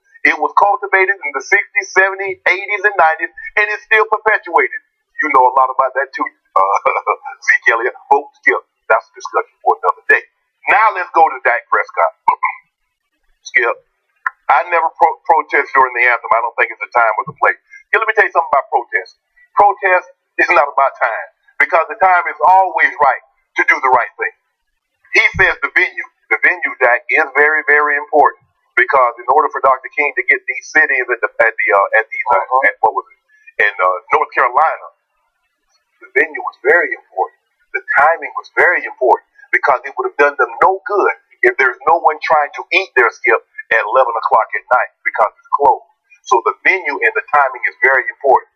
That I would have thought you, of all people, being from Mississippi, would understand protest. And someone of Louisiana, Mississippi. Where he went, he did, bro. They blew the rebel flag when you scored a touchdown. You come out there to rebel flags and cowbells. You would think that of all people, it's more Ole Miss versus Mississippi State. Go ahead. But they still got it down there. You got it. Mississippi. Yeah. What's their state like? Is it? So I know he went to Mississippi. I mean, the big controversy was at Ole Miss about the rebel flag. So go ahead. I misspoke. That's all right. I would have thought him spending 4 years at Mississippi State in the state of Mississippi. It's the same. The culture's the same. Yeah. You would have thought that would understand. Back in Watkins Glen, where and it's still raining, even if you're a cut star game, like Kyle Larson, sometimes you have to get a few lessons on what it's like to drive in the rain. Kyle's never done that, so he has to teach what he should do. Because of the police brutality and the justice that's going on in this country. That these are not second-tier guys. This is why the owners always want to come to this right spot. Because the guys that have cachet, the guys that have clout, and then when you go back so willing, you want to try to run the engine a little bit. Manipulated across the ticket line. So if the top-tier guys will cross the what choice do the other guys have? If these two guys say that, what is up to the team and the drivers specifically as to when they come down what choice does he have? I get that. One car that's already made 2 trips down pit road under the caution is 18 of Brian Priest. The first time they came down to put those rain tires on the car, they did not have a windshield wiper ready to be installed on that car. They gave him a tear off. That's all they could do. So they brought him down the second time, installed that windshield wiper. But obviously, 2 stops down pit road. Very costly on time. And oh, by the way, the rain has let up significantly and the sun is starting to shine through. That's a good thing, right? So Zeke taking him from very wet racetrack, and now the sun's starting to shine. But it's just so sad that. And so, the field in the hands of Eric Almirola and they echo A.J. Allmendinger. A.J. Allmendinger and 22 of Joey Logano. Logano back out front. He won the pole earlier. Definitely didn't have to deal with this situation. Rain and a wet racetrack. Very wide goes Allmendinger. I think that's going to be the preferred lane, though. You want to be out of the normal group where the oil and the rubber is. Allmendinger does have rain. He's a sports car racer. He has run before. Go-karts and sports cars. And he has the lead as he goes to the Essence. Oh, and he slips now, top of turn number 3. Rooster tails flying up the back of these race cars. The 23 of Allmendinger away with the lead. Elliott Sadler getting pressure from Joey Logano. Matter of fact, the battle for second is shaping up on the back straightaway. All these cars down the back straightaway, breaking into the interlude. How is this going to work out? Issue he was protesting, they got lost in the chaos of the early protest, early kneeling, which was simply white cops shooting unarmed black men in this country was completely out of control, and attention needed to be called to it. And Colin Kaepernick did succeed, I think, in creating national awareness of that issue facing European. And I think it resounded. I think it really had dramatic impact. So let's start with that first. Now let's go to my Dallas Cowboys. Here's the irony of what you're saying. In my ear, the Cowboys as a team from the start just didn't want to kneel for whatever reason. It is America, so you have to respect their right as a team to protect their team unity, and that's what Zeke talked about. That they decided early on, going back 2 years ago, that for whatever reason, they're just going to stay in. Was it because Jerry laid down the law behind the scenes? Maybe. Was it because Dak Prescott just is sort of a red, white, and blue American? Does he have that in his heart? I think he does, because he said it 2 years ago. This is in his rookie season. He said, I stand for the anthem. Okay? You condemn him for saying so. Okay? And he made a strong case. I'm sorry, it's the whole soundbite, but he went on about how this whole kneeling thing I was good with, but it was about raising awareness, and I think the fact that we're still talking about social injustice years later, I think we got to that point. I think we proved it. We all know about social injustice now, so he keeps saying, I'm ready to take the next step. I think it's about taking action, not about kneeling. Like it served its purpose and it ran its course. Now, whether you agree or disagree, you got to respect his view of that. Okay, I'm not trying to force it on you or even force it on me. That was just his take. Okay, now let's look at Ezekiel Elliott. I got to tell you, since I've come to know and observe, he's his own guy. I'm just not sure he's going to kowtow and fall in line to whatever Jerry Jones says or President Trump says. A lot of rain experience for him. I think he's speaking about a concept that I always tell you that you were so integral to on the teams you're on. And it's unity. No sport that we cover relies more on team unity than pro football does. So they're just saying our culture is united, so we want to be united. And if Zeke Elliott says we chose as a team, and this wasn't this year, this is last year. You know that's Jerry. The reason why I was so interested, Mr. Bowman never came down and said, Jerry, this is what you need to do. This is what we need to do. Jerry has made it abundantly clear. This is not, first of all, Zeke Elliott is in no position to be a team leader, given his background. Now, maybe I think he's on the verge of having to become one. Because there's no Whitten and no Dez, and all of a sudden the two other best players are rising into leadership, for better or for worse. There will come a time that he'll graduate to that position, but not 1 year removed after missing 6 games. You and I both know this is Jerry talking. Okay, I'm going to ask you a question. Did one Dallas Cowboy, even one, protest by kneeling during the anthem last year? No, not one the whole, all 16 games, all preseason games. Nobody kneeled. There were 2 players that did raise a fist after the completion of the anthem. One of them, Devontae Moore, was soon cut, so to your point, and the other one, David Irving, is now suspended for the first 4 games, so he's sort of out of sight, out of mind. The point is, not that he can't, but he hasn't been asked about this. Without a camp yet, because he was got all and then what's going to happen is the point is, as the track starts to drive, that these tires are going to wear out quickly. They were unified on this issue last year. So when the grooves are down, trouble. Jerry Jones made it abundantly clear that they were not going to kneel. Jerry Jones said, this is my play, Ben. You're going to do what I say. He made that clear. This is not them saying, you know what? We used to get together as a team. And we would vote on how do we know they did? I mean, Ezekiel Elliott, I'm not going to question his word. He said, we chose to do this as a team. So are you calling him a liar? Either he's a liar or Jerry's a liar. Now, which one do you call him a liar? I'm going back to last year. Did Jerry lay down this edict last year? I didn't ever hear it. I think they chose as a team. Did the Steelers choose as a team to do it all together? No, they were split. Did it cost them in Chicago? Yes. Here's the thing. They agreed, and James Harrison Sassian says, he said, we agreed that we were going to stand in the tunnel. He said, that's what we agreed to. He said, I don't know where the coaches went. It was fractured, and the coaches went out as a group. He said, stand for the anthem. And then Villanueva said, well, Villanueva said, I need to see the flag. He stepped out of the tunnel. So they were a little bit in disarray psychologically. And did it affect them? Well, James Harrison said it did affect them, but they lost in overtime to the lowly Bears. And did it affect the Ravens in London? We had Ray Lewis there right here and say they were torn apart over this. The thing is, and Jerry not come out and even don't double down. Basically said, if you're a chance to get it cut, you're not going to be a Dallas Cowboy. So did they decide? Did that? Okay, but remember, they're saying that they decided last year. Like this, just because this is all out of sequence. Because it sounds like they all had to fall in line. They all kowtowed. Jerry said this last year. Okay, but I don't remember this kind of an edict being presented by Jerry Jones. And I told you last Friday when Trump had tweeted and Stephen Jones had like tripled or quadrupled down. Yes. I told you, I don't know what the point of this is. I don't know what the end game is here, because it was already clear his team was already unified over this. It's like you're stirring a pot that didn't need to be stirred. And what did I tell you on Friday? If I'm sitting in that locker room, whether I'm black or white, boy, this rubs me the wrong way, because that's how I did. And I said, now we got to hear from Dak and we got to hear from Zeke, because if they buck this, if they go against it, they're rubbed raw over this like I thought they might be. Well, Jerry Jones is going to have a huge issue, because is he going to fire those guys? I don't think so. With Logano also up there, Coach Belichick position better than any other coach. He got Tom Brady to accept the Patriot way. Everybody else will fall in line. Okay, he's accepting it right now. No, but I'm saying for the previous 11 years. Okay, he gets these two guys who are his two best players, his two most influential players.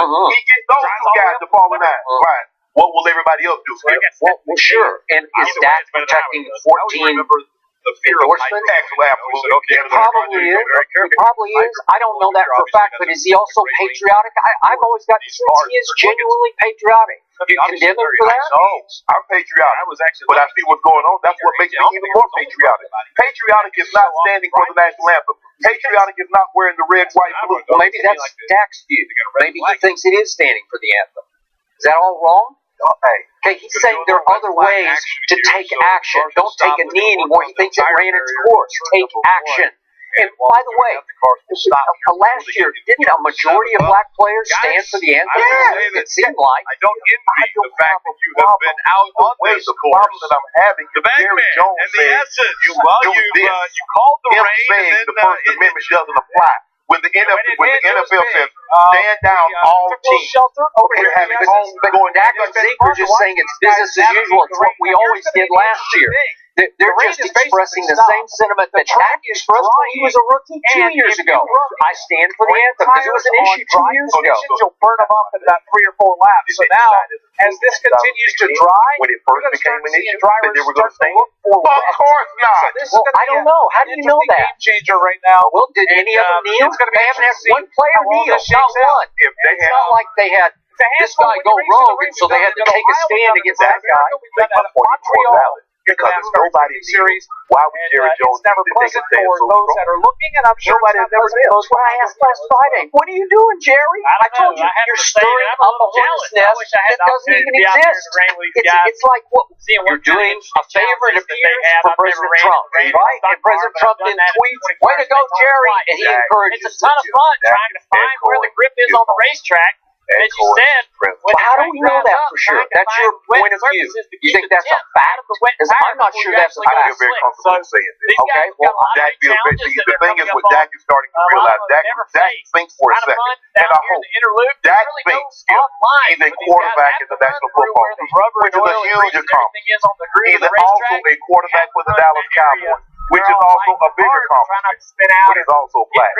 And sometimes those two does not coincide. Sometimes we think because we're a quarterback in the NFL or we're a quarterback for a prominent football team, that excludes us from our race. But I hope and I pray to God Dak never has to come to the realization that he's black. And I'm not talking about filling out an application. I hope he doesn't have to find that he's black the hard way, like so many others who do not play quarterback in the National Football League. They're not quarterback of the Dallas Cowboys. So what is condemn all the black players who are not kneeling? Because it's really a vast majority. All we had to do was say this was Jerry's policy. Although I might not agree with what Jerry is saying, is when he tried to elaborate to say to make him, well, this is not what I do, because it robs the game of its joy and its love. So for you, because he's talking about everybody else. Okay, maybe obviously a lot of fans would agree with that point, but it's not. Right? It's not holding water. A lot of fans say they agree with the run. 53. Okay, quicker as the cars go on it and the sun's out. So all I'm saying is that when he elaborated, he made it seem like, oh man, this is. Well, thankfully we have put in context here that we're always appreciative of the comments that he makes, and he actually is.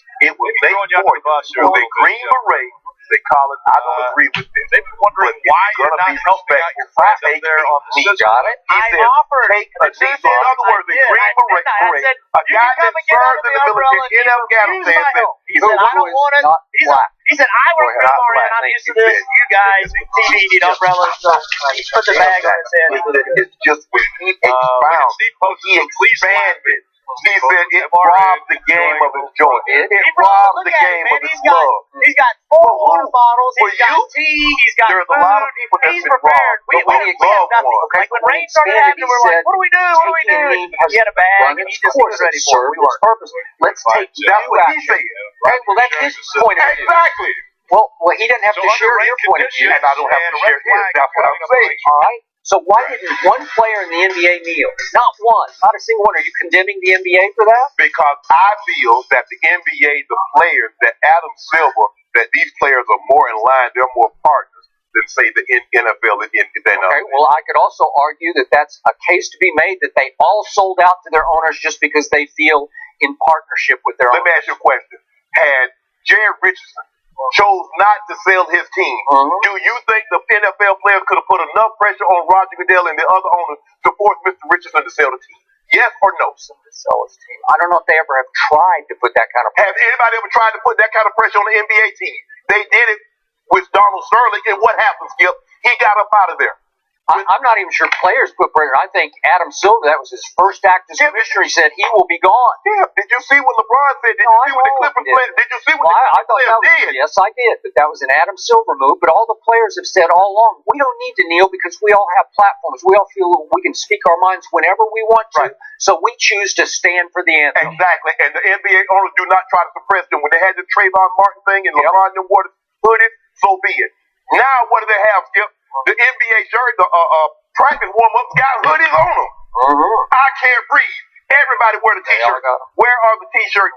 Where is the National Month for Social Injustice Month?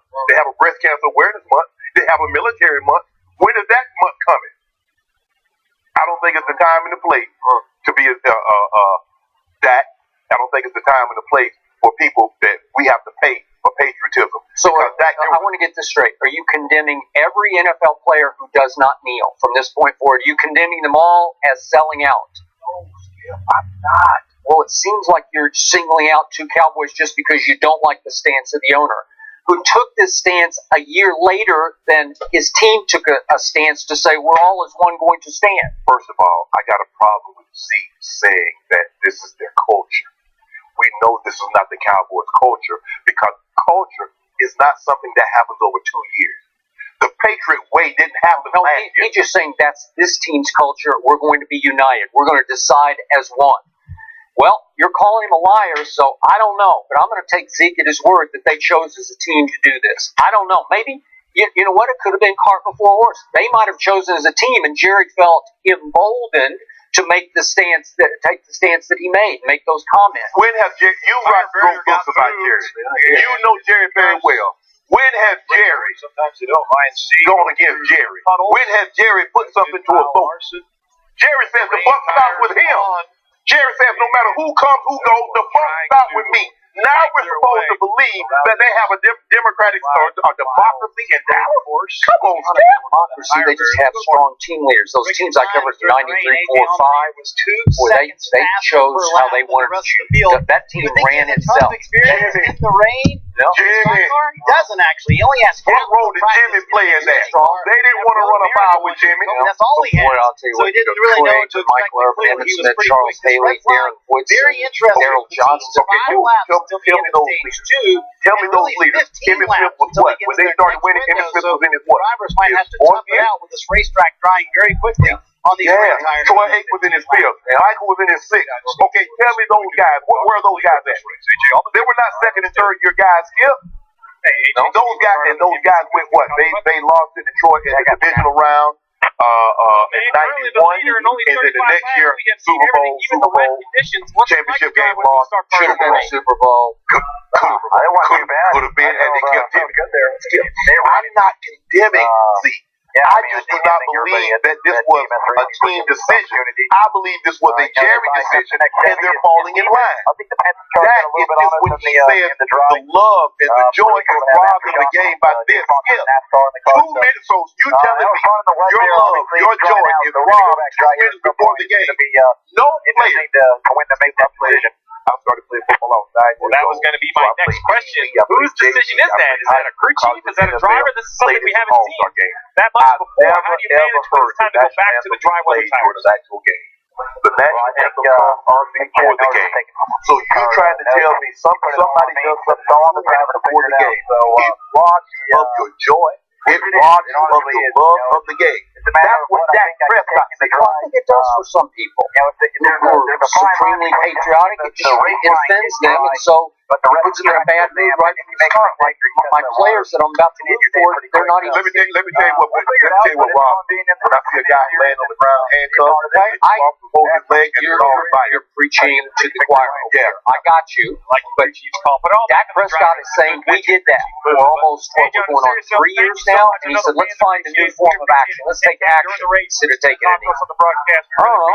There's some validity to that. For sure, 10 days until the Cowboys start their preseason schedule, and maybe we will hear from a few more players before then.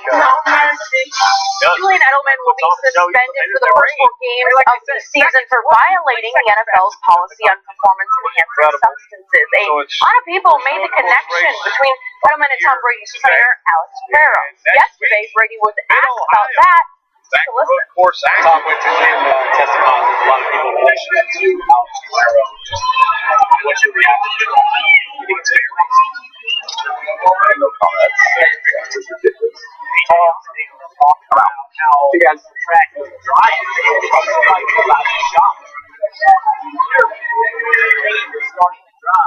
He's out. Shannon, do you have a problem with Brady's reaction? Whoa, yes, they have a big problem. Yes, the groove itself is going to dry quicker than everywhere else because Ryder's been there, he's been there, but the rest of it's still wet. So once it starts drying, you're going to have to stay in that dry. If you miss it by just a little bit, you're going to be in the wet, and you'll have a problem. Jeff Jordan Logano sits in fourth with Chad Wilson. Well, this is interesting. Wet racetrack, 5 laps to go. Stage really 12 to 15 to your next window to be able to make it the end of the race. So what do you do, Mr. Rucci? I've seen him I was just discussing that with Andrew Overstreet here, the engineer. You know, there could be a situation where it dries out and we have to put tires on, and then we're in a situation where we debate. Is it going to be Prescott took a beating for those comments last week supporting Jerry Jones' stance on the anthem. He then made these comments to the Star-Telegram on Tuesday. I think there was a little misunderstanding of the fact of what I believe in. I never said I didn't believe in social injustice and things that were going on. I just said I didn't think that the national anthem was the time.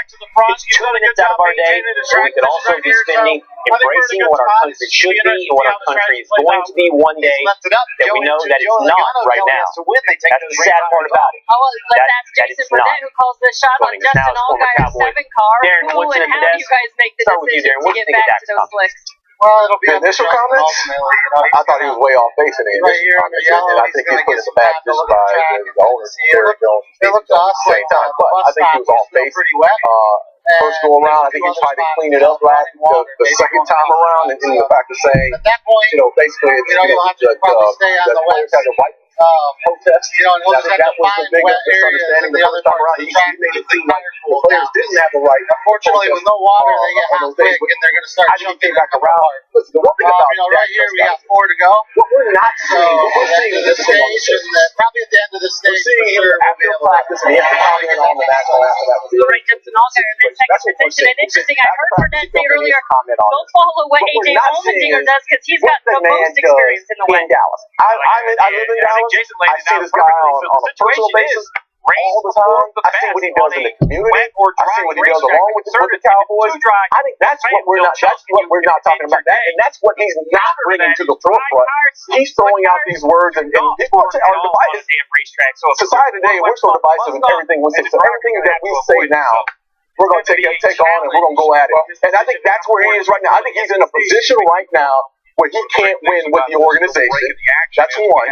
And now he's trying to make it right on the opposite side with current players and those in the But as you articulated yesterday, and as Max has articulated on several occasions, this is 13-year-old Vinny Terrell, his biggest fan this weekend. I didn't misinterpret his comments. Along with another one, are on Ryan's race car. Friends of Jacqueline is on there. They connect kids with he was talking about, going beyond just kneeling, protesting, and what have you, and doing something more that he wanted to be about action moving forward. You're a racer. Right, he's 13 years old and you're winning in the Southeast and late model stocks. Why are you giving your money away and how this charity started? Definitely. I started Mace Mission when I was I think Dak Prescott was certainly held accountable by me and should be held accountable by everybody is that you came across as somebody that did not want to address what Jerry and Stephen Jones said. Absolutely. You are the quarterback for the Dallas Cowboys. You are also a black man from Louisiana who went to Mississippi State, who was fully aware of racial oppression, racial inequality, and things of that nature. You are an articulate young man, fully capable of expressing yourself in your position. And like I said on my radio show yesterday, Will, I said it to everybody. I said, look, That's a really good thing. you can sit there and say to folks, what his next race was. I don't really like some of the things I heard Jerry and Steven say. That's my business. That ain't for y'all to know, but I'm going to have a conversation with them. And let it at that. But to just bypass their dismissive tendencies and their dismissive verbiage and just go this route, you came across as tone deaf, and you cannot do that as the star quarterback for the Dallas Cowboys when you got an owner like Jerry Jones and his son Stephen Jones sitting there talking about total line. We don't care what the rule of the NFL is. We're going to do it our way. Wait, can't do that. Point. This is why I have a problem with Jerry Jones. Jerry Jones sets this framework. When the owner of the franchise is crystal clear about where he stands on this, and you are the quarterback and leader of the franchise, and someone is trying to bring a group of guys together and lead them forward, how do I know? Now listen, it's the First Amendment right to say what he believes. It works both ways, not just what I agree with. Even if I don't agree with Dak Prescott, okay, so he feels that way. Good, but I just don't know if he really feels that way. I assume I don't know, because he's leading a team where the owner said this is the way it's going to be. What choice does he have? And it's interesting. I said yesterday, Jerry Jones is a slave to the money. You know, kids, take your money. Money's important. Don't be a slave. Don't be a slave to the money. What's the stadium in Dallas? And I still see some rooster tails of cars I just wonder, not up to full speed, coming down the front. the position This is going to be very interesting. people at AT&T, and this team going to where they stand on the anthem issue, right? And how that jives with what Jerry Jones has said, and how that affects what Dak Prescott is now saying. Dak Prescott, in my estimation, said nothing wrong on either occasion, before and after, and I don't think that mattered. He really changed his message from the first moment to this clarification that was unnecessary. Max, the reason you may not believe what he said, yes, I understand that his employer requires it, but it's also because you're requiring one standard, one action, one message from somebody who believes that social justice may exist in this country.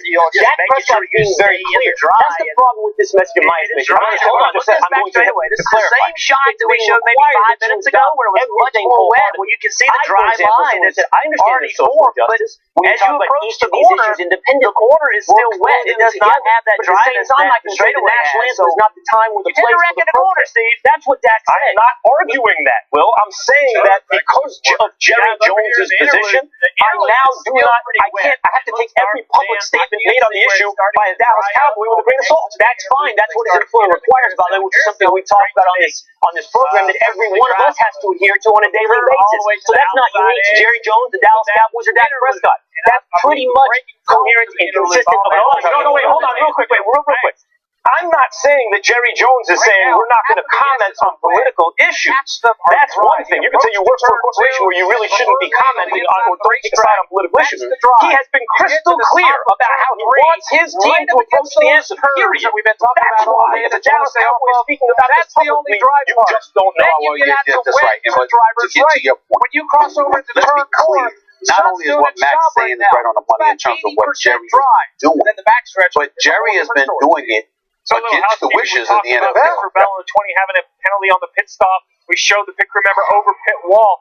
So NASCAR came over and talked to me during the break, and they said, listen, you're allowed to be over pit wall as both crew members are, but you're not allowed to proceed into the pit box. The idea is, for this rule, is for this gentleman to carry 2 tires to be able to stand there, not potentially injure himself, jumping off pit wall in a hurry.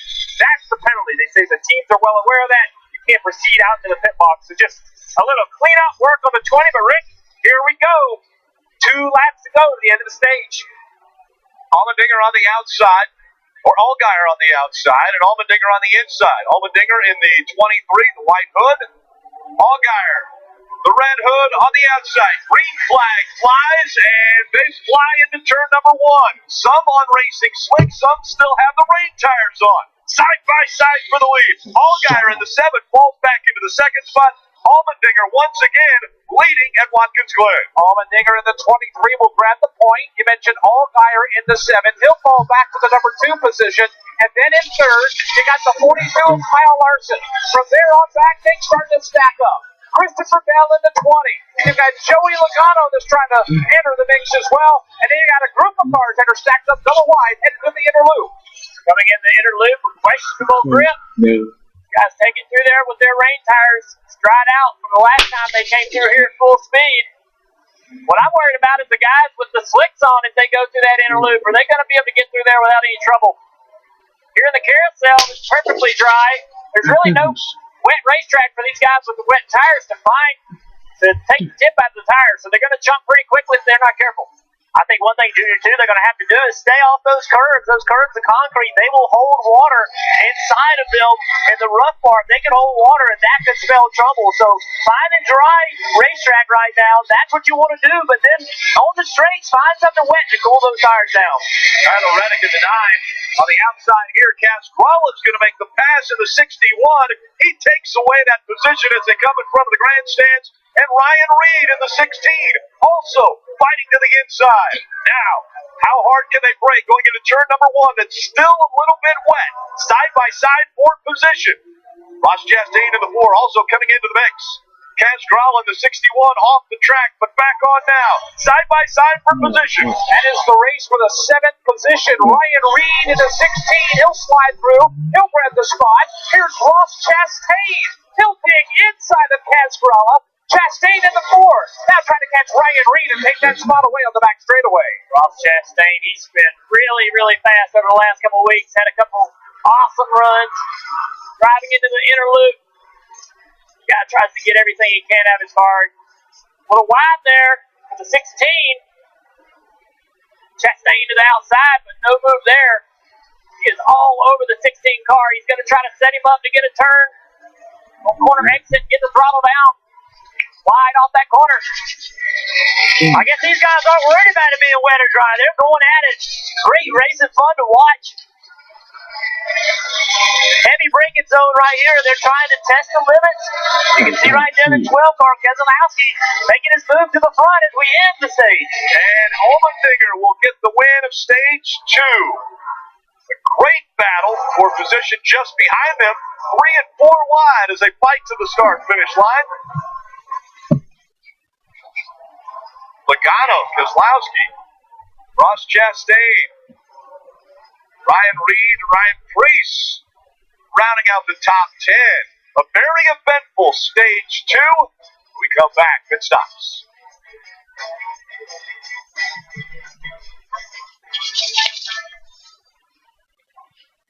Okay, Mark, I need to know if my mute button will not work.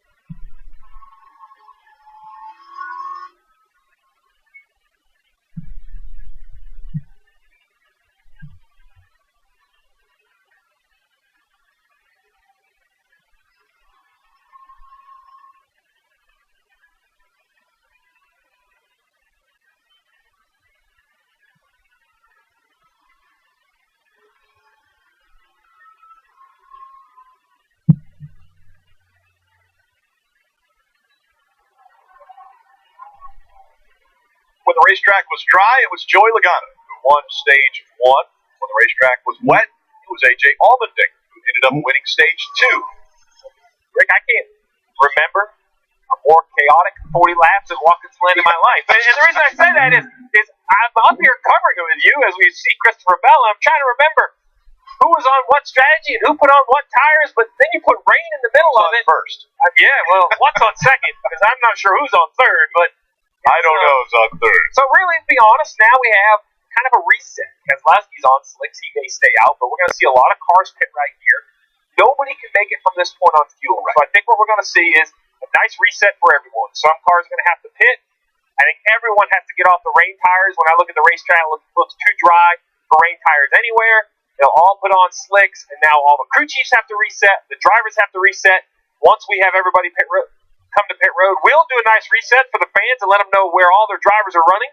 And then really it's the final stage to the checkers. I applaud these teams. Think about what they just did.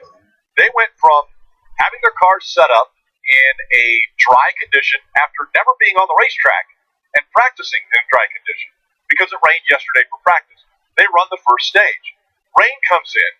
NASCAR says, all right, put your wet tires on, put the rain tires on. They do. They go out, they race. Very impressive. Allmendinger shows why he's one of the best. Goes out, wins stage 2. Now, the track is drying again. Now we almost reset to the point where 40 laps of racing remain, and it's going to be a fight to the finish again, but we've mixed up the positions. Goigano was so strong in the first stage, now Allmendinger strong in the second stage.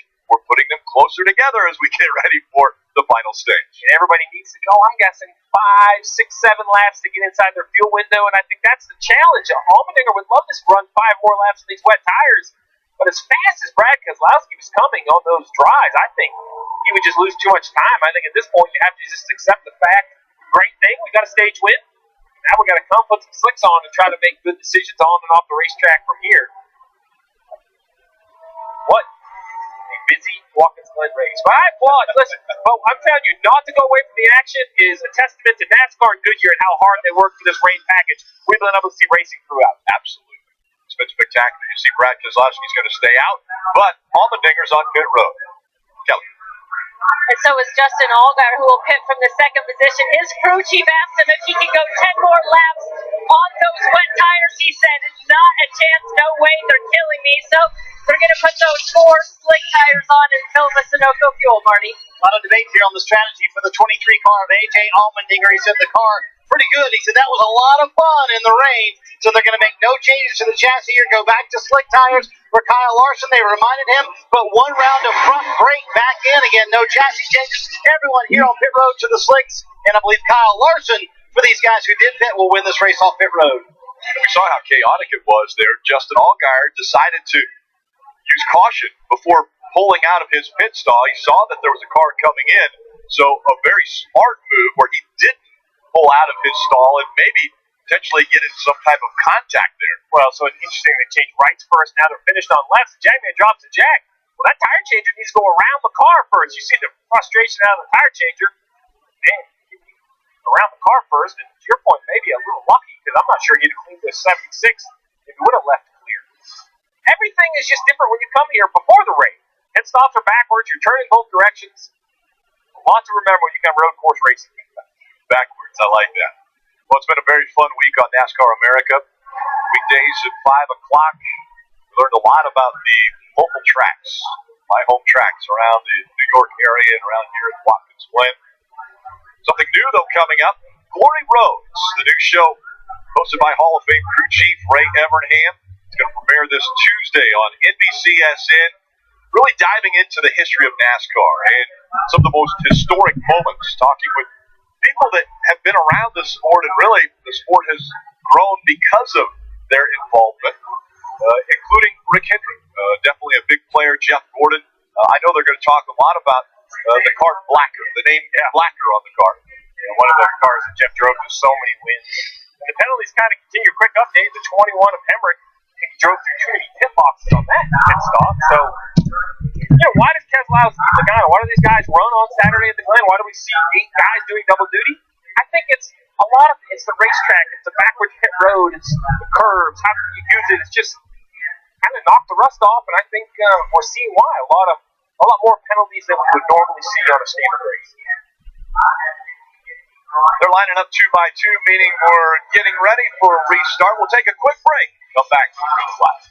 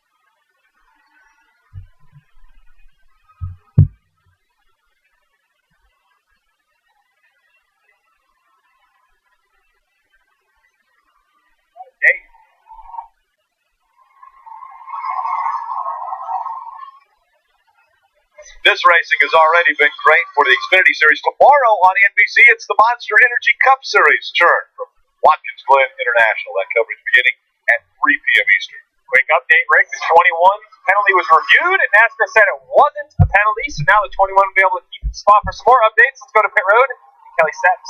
Well, Ryan Preece has recovered from his own speeding penalty on pit road, as well as an additional stop to install a windshield wiper. He's going to restart on the front row, see what he can do to challenge the Cup champion, Brad Keselowski, Marty. How about the call for Brad Keselowski's team? Matt Swiderski, the crew chief, making that call to come down pit road, put on those slicks in lap 37. It looked like a crazy move to do it, Dave, but guess who has the lead? Brad Keselowski. And Steve, we'll see where the 21 is allowed to restart this race because they thought they were under penalty, so they came down pit road, topped off with fuel, and then heard the decision that was reversed. Wait and see. And there's the pace car making the right turn onto pit road. Field 2x2 once again. Keselowski, Ryan Preece making up row 1. Keselowski, white hood. Ryan Preece, Craftsman on the hood. And back up through the gears they go. As quickly as they get up to speed, they'll go right back onto the brakes. Hard braking as they go into 1. Take a look at Ryan Truex. Making the move to the inside, 3 wide. Austin Cindric in the 60, way off track as they go up into the Essen. Meanwhile, they're beating and banging for the lead. Here's Ryan Preece around the outside of Brad Keselowski. Going to be Ryan Preece to the lead at Watkins Glen. Keselowski in the 12 will fall to second, and then a mess behind them from third on back. Cindric's got third, but they are stacked up at his back door. We saw Ryan Preece with these incredible restarts in New Hampshire. He does it again. And of all places, Watkins Glen. I don't know how long he can hold the lead over Brad Keselowski, but incredible move, incredible restart. Tons of bravery to be able to drive a car like that, not knowing what kind of grip he might have as the track is drying out. We saw the tire tracks behind the 12. He is pushing for everything he can possibly get as he goes down into turn number 6. Hard on the brakes. They take the left-hander into the short chute, looking at 7. Brad Keselowski still chasing after Ryan Preece. Ryan Preece looks like he gets a good run through the middle of turn 7. Brad Keselowski, perhaps a better run, has a little momentum, will be able to pull out a line. It looks like he will follow Preece down into turn 1. Oh, he's going to try to outbrake the 18 car, has to pull in the line as they exit turn 1 and head across to turn 2. Here's Ryan Preece. Brad Keselowski battle for the lead. Preece running for his life right now. His spears are filled with Brad Keselowski. That's a 2-car breakaway at the front of the field and a private battle for the top spot. Preece has very little real estate to call his own. Put it at about a car length with Keselowski closing in even more. Coming into the braking zone, Brad doesn't make a move. He's too far back. Smartly follows him into the inner loop. Preece pushes hard on exit and puts a little time between him and Brad, but has to lift before the carousel here. See how Brad gets through the carousel, a little bit better in the center. Preece, though, he had a little trouble getting the power down. Here comes Brad, a little bit of a run as they go to turn 6. Brad Keselowski, all he wants to do is see an opening. One mistake, and he'll pounce on it, take advantage as they dive through 6. Keselowski within a half a car length of Ryan Preece. Preece knows he's got one of the best, a Cup champion right on his back bumper. Here comes Keselowski challenging again. A lot of patience out of the driver, the 12, Keselowski. He understands 37 to go. As we see, the 1 is around. We have an accident for the 1 of Elliott Sadler. Looks like no contact. And a lead change at the same time. The 12 finally gets that move to work to the inside of the 18. The 12 takes the lead as he enters the S's. He enters the S's with a 1-car length lead. Now that he's gotten around Ryan Preece, the question is, how far can he pull away and how quick can he do it? This is now 3-car lengths, now 4-car lengths. Ryan Preece just trying to regain that ground he lost in the braking zone going into 1. Preece will have his hands full trying to stay in close to Brad Keselowski. Keselowski, so good here. He's in great equipment. Preece learning a lot, though. If Preece can stay within a few car lengths of Brad, he may be able to pick up on a few things that he can do a little bit better. I'm sure that 18 car's got great speed. He's just got to be able to find his way around this track. You saw it when it happened to the 1 of Elliott Sadler. Let's take a look at how he ended up backwards right here. He just, you wonder if there's maybe some moisture on the curbing or if the right rear just lost grip, but he's powered up. That's out of turn 6, the left-hander. Spun around, but while this was happening, the 12 of Brad Keselowski finally got that run, pulled to the inside of the 18. And Ryan Preece, I think, wisely says, you know what? I can't hold you off for 35 laps. You're obviously better. I'm going to let you go. Let me fall in line and see what I can learn.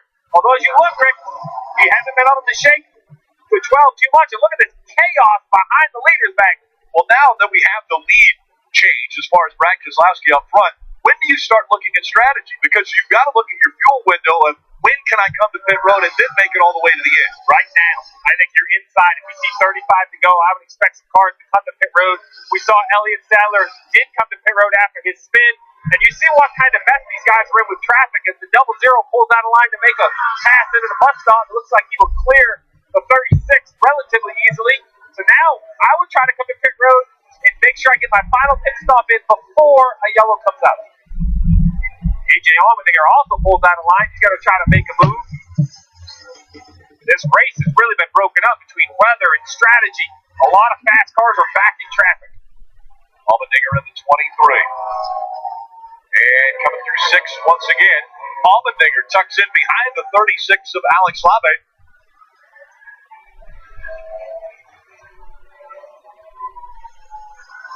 There's the first taker. We see the 60 of Austin Cindric peel off to the right and come to pit road. We see the rest of the cars down the front stretch. Dave. Remember, this is the backup car for Austin Cindric. The team took the shocks and springs and then had put decals on the backup car to make it ready for today. This will be a fuel-only stop. The driver has had very few complaints about the handling of the 60 car today. Here the leaders come across the S's right now, and we're focused in on the battle for the 5th position. You got Cole Custer there in the 00. Alex LeMay in the 36 under fire from a hard-charging A.J. Allmendinger. A.J. really put the pressure on right there. He really wanted that position, but Alex gets into that braking zone hard. Again, A.J. trying to push the issue down here in the carousel, and he will. He'll get to the inside. Alex, really, he's not going to give up that position very easily, and he fends off A.J. as they go down the back straightaway into turn 6. Once again, Allmendinger putting as much pressure as he possibly can on Labe as they work their way through 6 and into 7. A.J. Allmendinger looking for any opportunity, and right behind Allmendinger as he's making the pass, you see the 22, Joey Logano, coming into the picture as well. I was asking myself, if I was the crew chief in the 23, perhaps I would come to pit road, get my driver clear of traffic, just take a little bit of fuel if we were inside our window. Obviously, they want to continue to run. 33 to go as these cars file through turn 1. Watching A.J. Allmendinger trying to make some hay, trying to get towards the front of the field. Joey Logano is just going to latch onto him and go along for the ride as well. They have cleared the 36, the 98 under fire now from them as we head to pit road and Dave Burns. They were in the back anyway, so the 21 decided when they hit their fuel window, they'd come down pit road and take on Snogo Fuel to get to the end of the race. Hemrick is back on track. All right, strategy coming into play with a lot of these teams. So the reason these guys are coming as soon as they can make it to the finish is because if a yellow comes out, the rest of the field will pit. These cars are not losing a lap, therefore they will leapfrog the cars that pit under yellow, they would then have track position, Marty. Steve, watch for a lot of these teams to come down in the next 2 laps and look for fuel only as well when they come down pit road. We saw that wonderful battle with A.J. Allmendinger on the racetrack. In the middle of that, Clayton Hughes, the spotter, said, hey, NASCAR wants you to turn on your red flashing light in the rear of the car. So he had to do that while he was battling other cars on the racetrack as well. Rick, I'm a little surprised we aren't seeing the leaders come to pit road. I thought everybody would pit as soon as they're in their window. I assume since the tires are so fresh, they're going to split this up a little bit more in the middle. I wouldn't. I would probably pit right away, Dave. You know, Christopher Bell is kind of sad that it's gone back to dry. In the rain, he passed 3 cars, and he said, except for the fact that I can't see, it's everything I expected to be. Rain racing is awesome. He gets fuel to the end now, Marty. Ryan Reed coming down pit road, who's had a nice recovery early on. They were so loose, they stopped on pit road. We saw them go down the lap because their stop was so long. They pulled 2 spring rubbers out of the left rear. That car is going to be fuel only here for the 16 to make it to the end. And as more cars come to pit road, the decision to stay out becomes more and more difficult for the leaders, Rick. A yellow will kill their strategy. You want to pit before a yellow comes out. As we see this battle between A.J. Allmendinger and that white number 23 and the 22 there right behind him of Joey Logano. That's for the 5th position as they come through the left-hander, now through the right-hander, turn number 7. We'll see if they opt to pit this time or will they stay on the racetrack. They're going to stay on the racetrack. Many would be asking right now, okay, well, what about Ryan Preece, who's leading this race? Ryan Preece came to pit road at lap 37. You said 35 laps on fuel. That puts him to 72, only 10 short of being able to finish this race. Marty. The leader, Brad Keselowski, coming down pit road. They're going to go with tires here for Brad Keselowski. They're going to start on the right side here. They're also going to make a track bar adjustment to the car. Just a little bit too tight for him. They do a little slip as the rear tire changer did. He went around the back of the car. Going to be 4 fresh Goodyear tires. So do tires matter at Watkins Glen? We're about to find out. The leaders took them. Others are taking fuel only. So that would be what I'm waiting on if I am, say, Joey Logano and A.J. Allmendinger. Remember, they were behind that car that was just on pit road. As you see the 22 press issue with Ryan Truex. Now I know what the leader did. The question is, do I take tires to keep up, or do I take fuel only to try to gain that time on the racetrack? Decisions with 31 to go at the Glen. And these 3 diving into turn 6. Ryan Truex chasing after. Oh, and we see stopped on the track. Ryan Henderson. And Ryan looks as though he probably missed the inner loop, but now might have an issue. It looks like it got refired. I was starting to panic for those leaders. That yellow came out. That would have been very costly for anyone who hadn't pitted, but it looks like he got fired up. Oh, here comes a bunch of cars on pit road, Marty. What are they going to do? Including A.J. Allmendinger, who pleaded with his team. You see him slide the tires a little bit on, and he go with the front of the stall there. They're going to have to push him back. He did. Fuel only for the 23 of A.J. Allmendinger.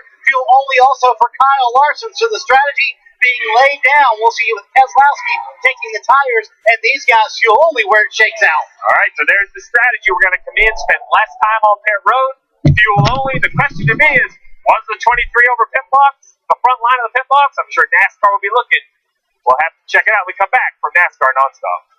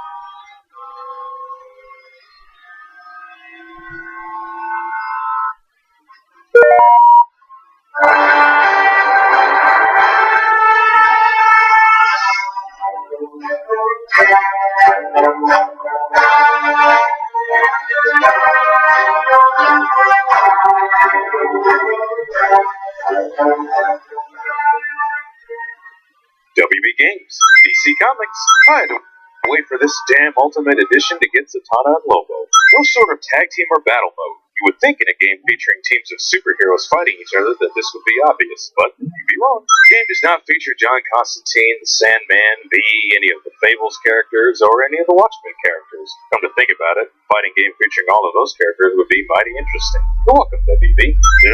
Multiverse plotline. Can't wait to see what kind of fuckery goes on here.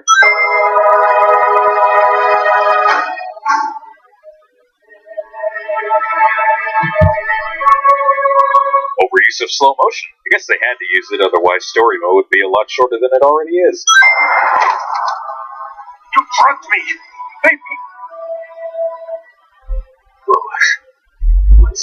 Maybe I missed something, but how would drugs affect Superman in any way? I thought his only real weaknesses were kryptonite magic and red sun radiation. I don't appreciate this lack of detail, game. Well, that's rather vague. Looks like Green Lantern got hit with the plague of Stormtrooper aim. How unfortunate. Gods with incredible superpowers still boils down to a fist fight. This is much better in Arkham Origins. The wager system. What an excellent way to disrupt the flow of gameplay and potentially give scrubs a way to regenerate their health. I mean, everybody's going to bet the maximum amount anyway, and whoever has the most meter is going to end up winning by default. Pretty pointless, huh? This is the closest thing to teabagging as you're going to get in this game. Just 28 laps to go. It's almost 200 at the play. Talking about execution. 23 did a nice job of working with his strategy. Air matches prevents fall damage from over 1,000 feet. Green Arrow. What was that? The Flash is the last one to arrive at the party. Unfortunate part. Watkins 23 over the goal line. Why, yes, Bane. Keep reminding us about the only reason why people care about you. Martian Manhunter giving no fucks about his fellow Justice League member. By the way, why wasn't he in the main story? Oh, that's right. Nobody gives a fuck about Martian. Why are you all the way back here when you were just here a few seconds ago? The game doesn't have a block button. Fellas, this is not Street Fighter. You can't have a dedicated block button for your fighting game. Try this on, genius. The last here at the Glen with only 20 seconds left to go. Another car that why the hell didn't you use that gadget before the fight? That's a call. It's none of your damn business along.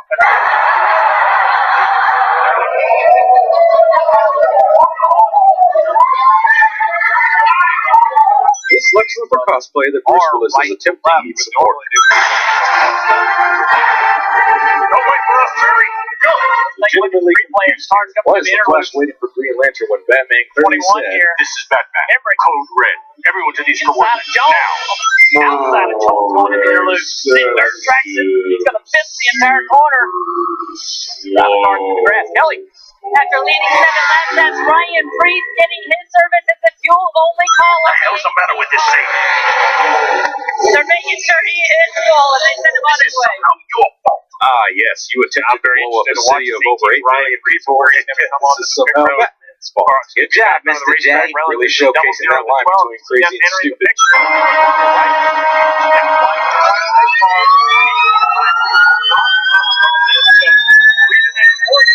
This is why you shouldn't use nano machines. But everyone is on the ground. Has to stop for fuel. In my mind, these are the first two cars on the racetrack. Like that Joker plan in Double Zero had a really nice stop fuel open.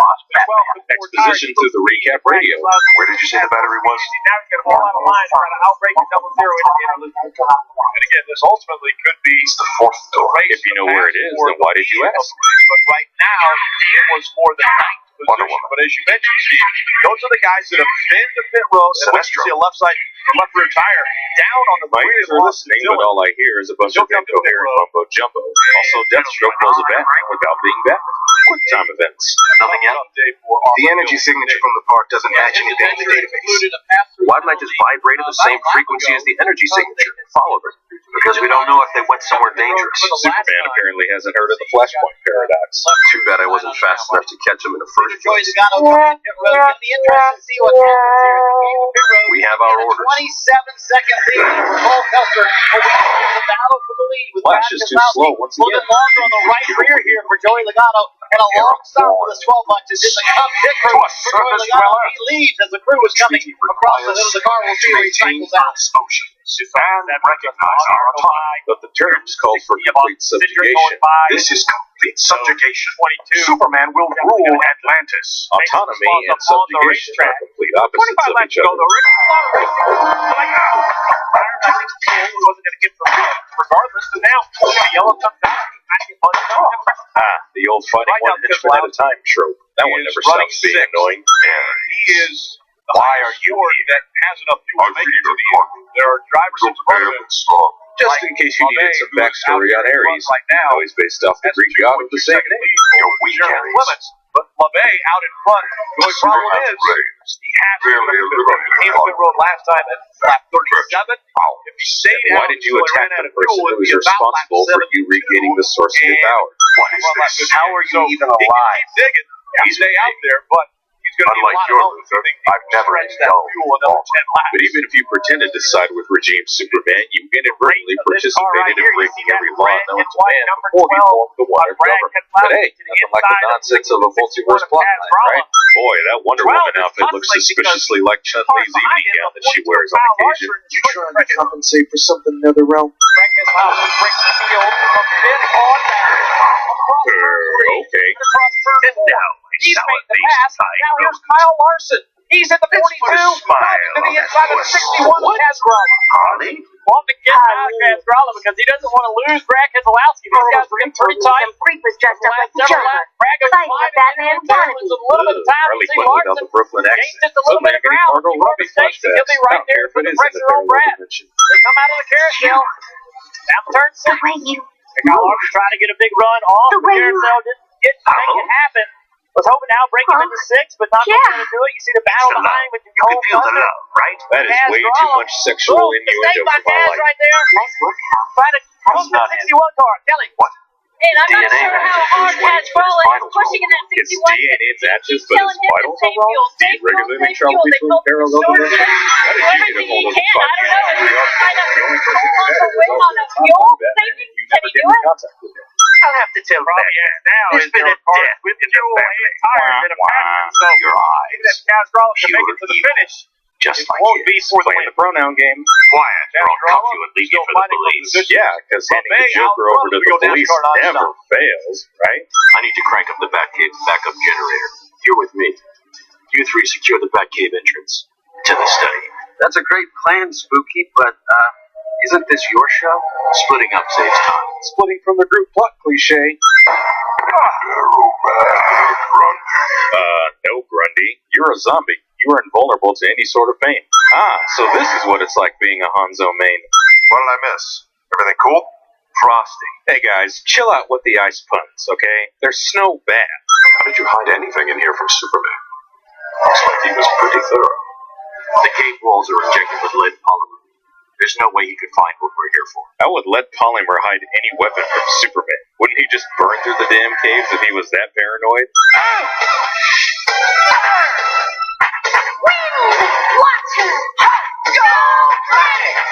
Force combined, I am Captain Planet.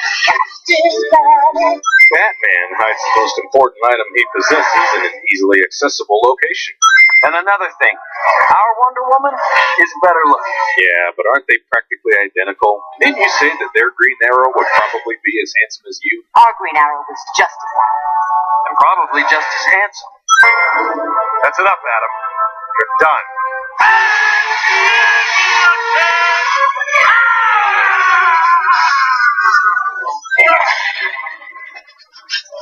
Cyborg, shut it down. It's okay, I've got it.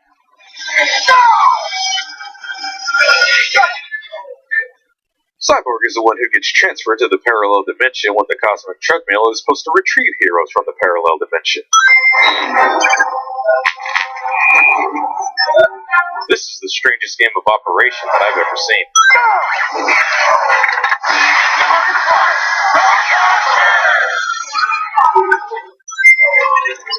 Batman, this is Cyborg. We have the watchtower, but we got a problem. The reactor's gonna blow. Can you stop it? It's a runaway. You have 90 minutes. That reactor must be feeling pretty generous if it's going to take 90 minutes to explode, even though it's already going critical. I think these are places where the duplicates arrived. This one may be the source of the transfer. The insurgency. I don't know yet. It's just a theory. A game theory. Send the coordinates to Flash. He can confirm your theory faster than anyone. Puns, quips, jokes, hurrah! You were offered amnesty, Deathstroke. You should have taken it. I missed my chance to battle Superman's rebound girl. How dare you? I'm an Amazon. I didn't hear any denial that you were the rebound girl. An obsolete race with predictable techniques. Be a real challenge. Surprised. Ha! I'm gonna take a sin off for Deathstroke being a badass. Talking trash to Wonder Woman with no fucks given? Impressive. Somehow Gorilla Grodd is able to be tamed. Now.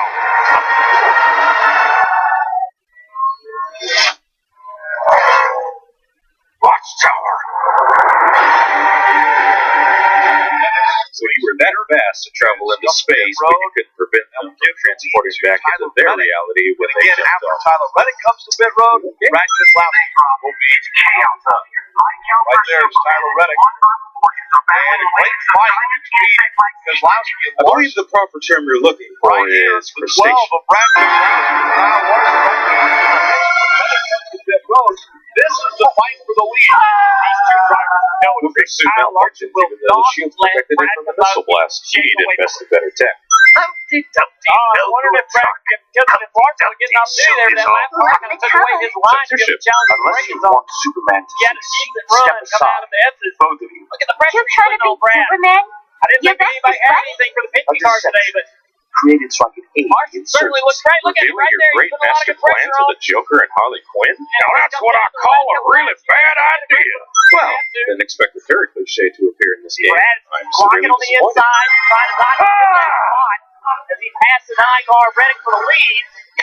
But you can see the pressure is coming from behind. You want to get a good run right here.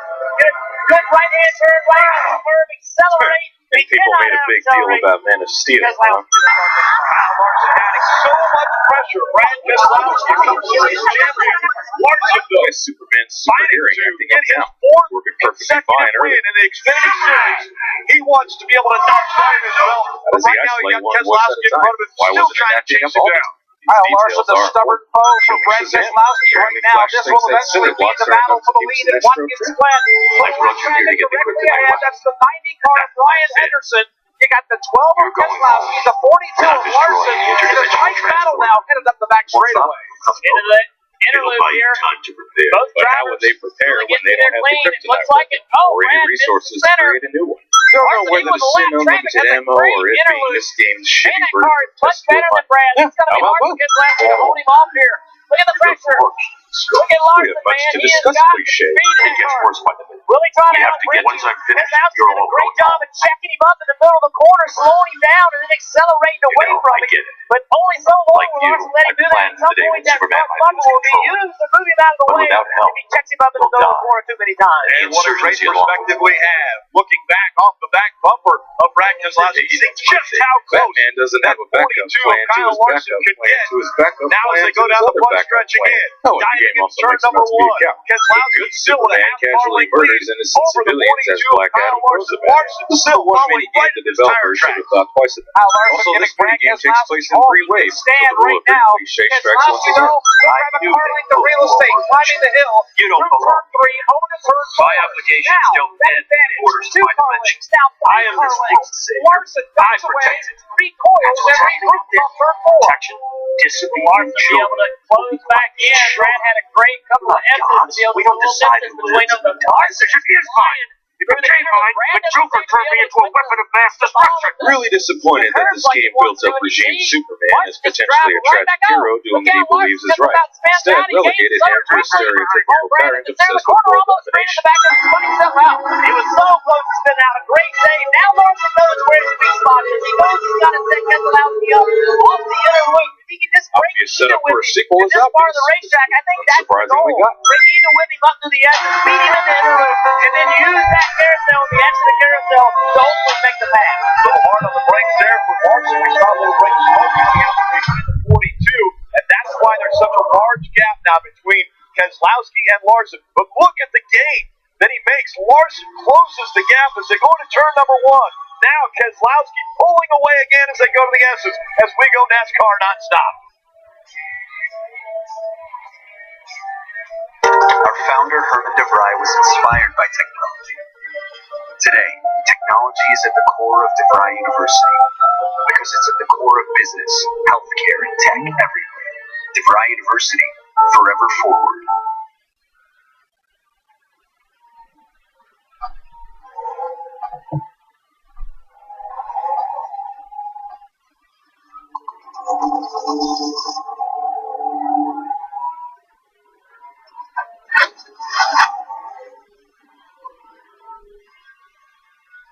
Don't even bother establishing a reason for us to get our game. Just begin right in the middle of Krypton being destroyed. With any luck, the next scene will be a black screen followed by a gunshot, and then we'll see Bruce's dead parents. I'm in favor of every hero origin story being told as lazily as possible. If you're going to use robots as the shock troopers of your army and give them glowing red search beams in their eyes, at least make them competent enough to find someone hiding behind a rock. What do the lights even do if they can't find Kara in this situation? You would think Brainiac would understand the value of subtlety and not make it easy for adversaries to figure out that he's evil with just a glance at a skull and tentacled spaceship. These robots have a whole suite of weapons like hand lasers and tentacles, yet this chopper can't do anything but scratch at the air as Kara escapes through a pipe. Maybe Brainiac should have started with the digitalization of the city before destroying most of it. After all, his goal is to collect and preserve civilizations and their knowledge. The vocab director said, "In this scene, we want you to pretend that you're being asked out on a date by the guy who comes to class with a binder full of Pokemon cards every day." That's twice in just the opening scene that Kara had to be saved from one of Brainiac's robots by someone off screen with a gun. The Rifle Jor-El discovered a planet that can sustain Kryptonians far away from the Earth.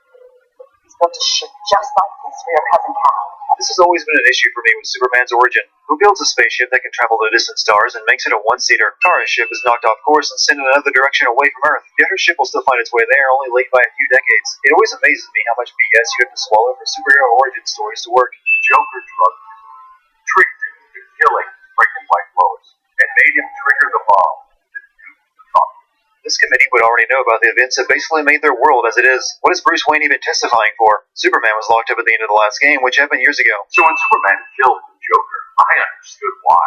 We all did. But once that line was crossed, there was no coming back. You can kill one terrible person and not become a dictator. Later in this game, Aquaman kills a defenseless Grodd, and it's not treated as some point of no return for him. If the narration about what a bastard Superman became wasn't enough, here's a pointless flashback to drive the point home. He's going to kill them, Damien. Sounds like justice to me. Killing people isn't justice. Yeah, what if it had been Gotham? If Joker had killed me, your own son. I'm going to assume that Jason Todd exists in this universe, since Red Hood is an upcoming DLC character, and that Jason's path to becoming Red Hood is largely unchanged, meaning Damien is a real NASCAR dick, caution has come out. For the sixth time, that will bring this field all back together with Metropolis. And right there, you see probably a break issue. For some reason, likely incompetence, the deaths cut off the interesting Teen Titans and the Cyborg. You won't kill, but you're fine with traumatic. He comes to a stop, and when he does that, this red sun grenade creates a pothole out the first game where Batman was desperate to gain access to kryptonite via the Superman. This flashback takes place before the events of that game, and Batman already has tools for dealing with Superman. Even with his powers dulled, I still think Superman would take this fight easily. If you had kryptonite rope, you didn't need the red solar grenade. You let the Joker keep on killing. You couldn't say Lois or Jason or anyone. Well, he just confirmed my Jason Todd theory, which means Damien is a grade A whiny bitch. Be thankful he's not in this game very much beyond his heel turn moment. I probably won't regret taking up Batman now when I have the chance, knowing he's going to oppose me later. Just a little bit. I think these tires last very, very well over the course of a run. So people really do love to watch their own news, and then someone always comes in and turns off the TV right at the end. How often have you ever walked into a room and turned off when someone was watching? The building folks to move back the rain tires. Because when the rain tires went on, that sounds reasonable. I wouldn't want to live in Metropolis or John either. Superman never get running up fronts, and that was Says the guy who's never get the supervillain locked up for more than one comic issue. I know you built Brother He was one of the first to get those rain tires remind you of every detail you already know about because the writers couldn't think of a more subtle way of sharing this information. To be fair, this is a fighting game, so they probably do have to be a bit ham-fisted. But Lucius exists for this one scene to bring Bruce Wayne up to speed on everything Bruce Wayne has been doing since the last game. That secret entrance to your stairwell is so easy to accidentally find. It's a miracle no one has stumbled upon it, especially since everyone in this world knows that Bruce Wayne is Batman now, which means people might be looking for stuff like this. Brother showed up. Kyle Larson definitely is more like the eye of Sauron. Toughest competitor the world's reference like a Hollywood game. Too much nerd at once. Making every satellite and server on the planet. Also from War Stable is Joey Logano. I can't imagine the Pornhub servers would be much use in fighting crime. And outside of weather and recon satellites, those would be communication and astronomy. I don't know about genius. Keselowski, Larson, Priest, Almirola, and Logano Quinn stay is on not the voiced race. by Arlene Sorkin, which means this is not Harley Quinn. All respect to Tara Strong, who has definitely improved her performance, but it's just not the same. I know there's a reason why Harley Quinn is a good guy and works for Batman in this universe, but damn it, this doesn't feel weird. My mole in Gorilla City says Grodd's planning something big. I need you three to stop that gas before it gets to Grodd. You must be truly desperate to turn to Green Arrow, Black Canary, and Harley Quinn for this mission that threatens the peace of this new society you work so hard to build. This universe's Green Arrow was killed by Superman prior to the events of the first game. The Green Arrow that was in the first Injustice was pulled from another universe along with several other heroes and would have went back to their own world after everything was taken care of, meaning this is the third Green Arrow that Batman recruited from another universe. Why would you go to that kind of trouble to get a new Green Arrow when plenty of better superheroes died that you need to replace, like Starfire, the Teen Titans, or, Dick Grayson? Since this Green Arrow comes from a different universe, does that mean he shacked up with the dead Green Arrow's wife and she was totally cool with that? Something is terribly wrong with all the women in this game. They suffer from a debilitating case of swayed hips and arched backs. Gorilla Grodd, everyone's favorite talking ape. He's got himself a band of bozos. Wholesome society. Considering that Superman controlled the entire world in the last game, and Batman was the leader of the only resistance, how the hell is Grodd still around and in control of his city? That's something that fascist Superman would not have allowed. Scarecrow's gonna ship Grodd a buttload of fear gas from a hideout in Slaughter Swamp. At no point does Grodd have any use for fear gas during this game. He's partnered with Brainiac, who already has everything he needs to launch an invasion of Earth. I can't even give you a reason why Brainiac needed Grodd and his minions. They amount to nothing as far as I can tell. Very mosquito-y. Good thing I packed my bug spray. I've tried to be forgiving to Green Arrow and his puns by not sending them, but even Buddha will get mad if you punch him 3 times. How the ever-loving hell do these guys not see the 3 of them sneaking around? They even stopped a spy through that window, so any one of those guys should turn around and see them. Can they move any faster? Things would go a bit faster if you had a boat. Those guys were just lugging crates to an empty dock. Your man, Bruce, was supposed to better care for the green. All he's done is remodel the concrete jungles of Gotham Metropolis. Well, I say, there's not much difference between him and Superman. So I decided to work for a gorilla that also leads a city and likely won't keep his word. Why would Harley's first vision after being gassed by Scarecrow be of a monstrous Scarecrow rather than the Joker, which takes a second gassing? Fear gas brings out your innermost fears, and I doubt Scarecrow has a heavy presence in Harley's mind. So if this fight with the Joker is all in her head, how does this even work? Well, maybe you should have done something about the criminals who were here just a second ago. Rather than remain 20 feet tall with a clear advantage, let me shrink down to a more manageable size. Scarecrow and his goons, you want. They're mixing toxic gas right in your backyard. His 4th consecutive win. Xfinity Series right now, before to avoid a fight. Where were you? Man, Rick. I've been exploring the wireless world of Sprint, and I've heard Sprint is building America's mobile 5G network. To restart. Don't sleep on Joe Logano back there in 5th. Fast car all day long. Almirola's also been very strong. He's running in that 4th position in the 98. Side by side, Keselowski, Larson, get ready for 13 laps of racing from the Glen. Discover these great shows and more. Great restart for Keselowski. Larson, not up through the gears as quickly. A brighter future for all. Now here comes Larson on the outside, trying to get by Priest. Priest trying to hang on for that second spot. Keselowski tries to check out now. Here comes Logano. Logano moves up into the 4th position. Stacking it up, coming up to the S's now from 3rd on back. You've got Keselowski in the 12th. Priest in the 18 away with the lead. Now, Larson's under fire on the 42. From Logano into 22. That is the race for 3rd. Ryan Priest with another great restart. Wonder what kind of speed he may have for Keselowski. It didn't look like Keselowski had a fast enough car to hold off Larson, but someone else like Priest down on the planet had the speed to get up there and give him the pressure. Guys are all sinking through the inner loop. That's satisfactory. They explain how car ended up on Earth. No further questions needed. Go back to Larson there. And we heard Ryan Priest this week say that he's not a road racer, but if he got in position, he would really get very aggressive. Well, you were in space just a moment ago, and you're freaking Supergirl, not a Disney princess. These two behind him, though. And can Kyle Larson hold Joey Logano back? That's the question. Joey Logano has pressure tires. It's been fast all day. Keselowski with a 2-car length lead as they go by the stripe. Do that thing the Green Arrow just pointed out as being nigh impossible. Sorry, PC listeners, you are sitting up against an army. Jumping at the bit. They're trying to get by the 42 of Larson. Logano all over the back bumper of Larson as they go through one and head to the SC1. Kyle Larson in the 42 looks in the rear view mirror, and Joey Logano has arrived on the scene. This is in the battle for the number 3 position. Oh, Logano is practically pushing Larson through 3. Larson hangs onto the race car. Now Logano cuts to the inside. Now he'll get back in line in this ongoing battle. Will he charge into the race zone? He won't. Well, there's your problem. Larson You and hard Green Arrow into the fighting interlude. Bane. Green Arrow is pretty much the Yamcha of the DC universe. Joey just has so much more grip and speed in his tires than the newer tires in the carousel. Little mistake by Larson. As he goes high, he's going to have to give up some position here. That's what Joey Logano needed with only 12 laps to go. He needed to clear Kyle Larson if he's going to have a shot to run Keselowski down. They don't even know who Brainiac is, so it wouldn't change anything. Plus, Brainiac shows up in like 5 minutes and he has a entire warning performance anyways. Trying to get by him as much as possible as well. Well, this next lap will be the telltale for the 22 of Joey Logano. No more traffic in front with Kyle Larson. He's 5 passes. The links there are going to make Green Arrow appeal to a younger audience. I'm surprised he hasn't pulled out a fidget spinner arrow yet. Insert your Harambe memes here. I can see why Brainiac was started his invasion by abducting his 2 greatest heroes. Green Arrow and Black Green Arrow out of one, downhill into 2, the 12 of Keselowski. He's starting to pull away a tad over Ryan Preece in the 18, but now Logano has gotten around Kyle Larson. He's going to throw those 50 tails up in the wind. He's left Larson by 5 car lengths. He's got about 8 to make up and challenge Preece for second. Preece through the last lap was a little bit faster than Keselowski. If he can put together some good corners, he may be able to get close enough to put even more pressure on Brad. We got a car slow on the racetrack here. Hecker looks like he is having some trouble. He's down the back straightaway, Junior. He is rolling and you're not selling the information you collect, so ensuring only you possess the knowledge doesn't benefit you in any way. Brainiac there's really no escape route where he is now, so if he can't make it back, they'll have to throw the caution. They're going to wait as long as they can to see if he can get away.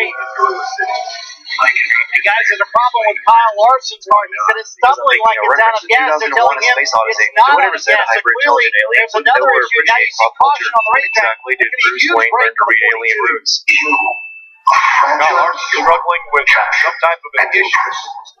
That race car, thinking that is not getting fuel or stumbling. And obviously, we mentioned Hecker in the 8. Scott Hecker there, the 24-year-old out of Connecticut. Really, all he did was make one Superman from a different universe fight this universe of Superman. Turn 6. Kara plays a Fortnite game, so Wonder Woman will have to ask who she is. And then Kara doesn't even bother to answer. I guess they don't teach how to play the Fortnite game on Krypton. This should have been the first place Brainiac attacked while Superman is weak. Every restart, Ryan Preece shot out of a cannon. He doesn't seem to have the speed to run Brad Keselowski down after a few laps. You were a baby when he destroyed Krypton, and this is the first time he's come to Earth. How do I beat him? Car in the field, and Joe Logano back there in third. I like Bagman's call. What did he say? 5, 6 car lengths. He was pulling away from Kyle Larson, catching Ryan Preece. Well, now he'll be on the second row. That means he's wide somewhere turn 1 and 2. Wouldn't be the first time here anyway. Does there have to be someone who throws out some exposition about the hero and what happened to them in the last game whenever someone makes their appearance? I would have gotten the same information over the Flash through more natural conversations that happen later. How fast can you get to Metropolis? My pardon agreement was pretty clear on no powers. Let's look at Ryan Preece back in New Hampshire. Even though Restarts. Canada not using This particular race were incredible. He hustled these guys hard all day long.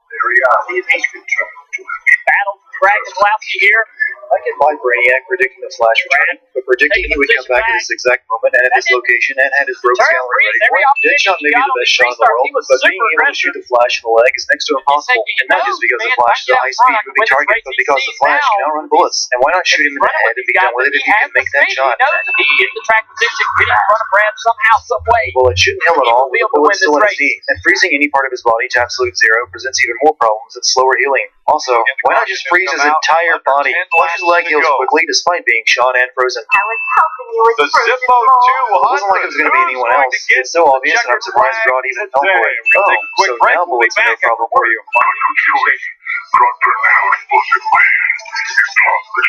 The good news is, you're not played by Will Smith. The bad news? You're still stuck with Will Smith's crappy Suicide Squad plotline. The only reason Reverse Flash is in this game is because it's way cheaper to put a different skin on the Flash and call it a villain than create one with his own moveset. Nice to see you too, Barry. Whose dead hand you pry that ring from?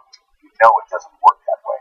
We need excuses for more fights, so let's have characters misjudge each other's motives when they show up. We also need Batman to quickly forgive Green Lantern for being a villain in the first game. So let's have Batman and Flash stand under a crate that falls for no reason, and they will be unable to dodge it even though they are the Batman and Flash, just so Green Lantern can save them. You think he'll help? He's been off radar since the regime fell.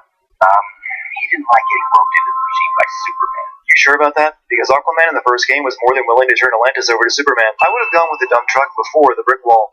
Where's your Amazon friend? Didn't you hear? I unfriended her. I also unsubbed from her YouTube channel, and you don't even want to see my last tweet to her. Oh look, Cheetah is here. Bane is here. Here's Atrocitus and Dexter to recruit Green Lantern to the Red Lanterns. Whoops, looks like he failed and then left, and doesn't show up again for the rest of the game. And Aquaman doesn't want to do shit to help fight Brainiac. That sure was pointless. Glad we came. Ships are being positioned over these major cities. According to this map, Brainiac missed almost all the cities of Asia and South America. And what major city is there to attack in Greenland? Power center. If it goes down, those generators shut off. Coming up at 6 on NBC, Racing Roots. Martin Truex contain the most dangerous men on the planet. Black Adam, Wonder Woman, Supergirl, and Cyborg plan to break Superman out of prison by shutting down the power to his cell and having Cyborg hack the security. I think they forgot that Supergirl was on their team and she could just open a hole in Superman's cell. Hell, any one of them could. Supergirl didn't see Firestorm and Blue Beetle as she flew past.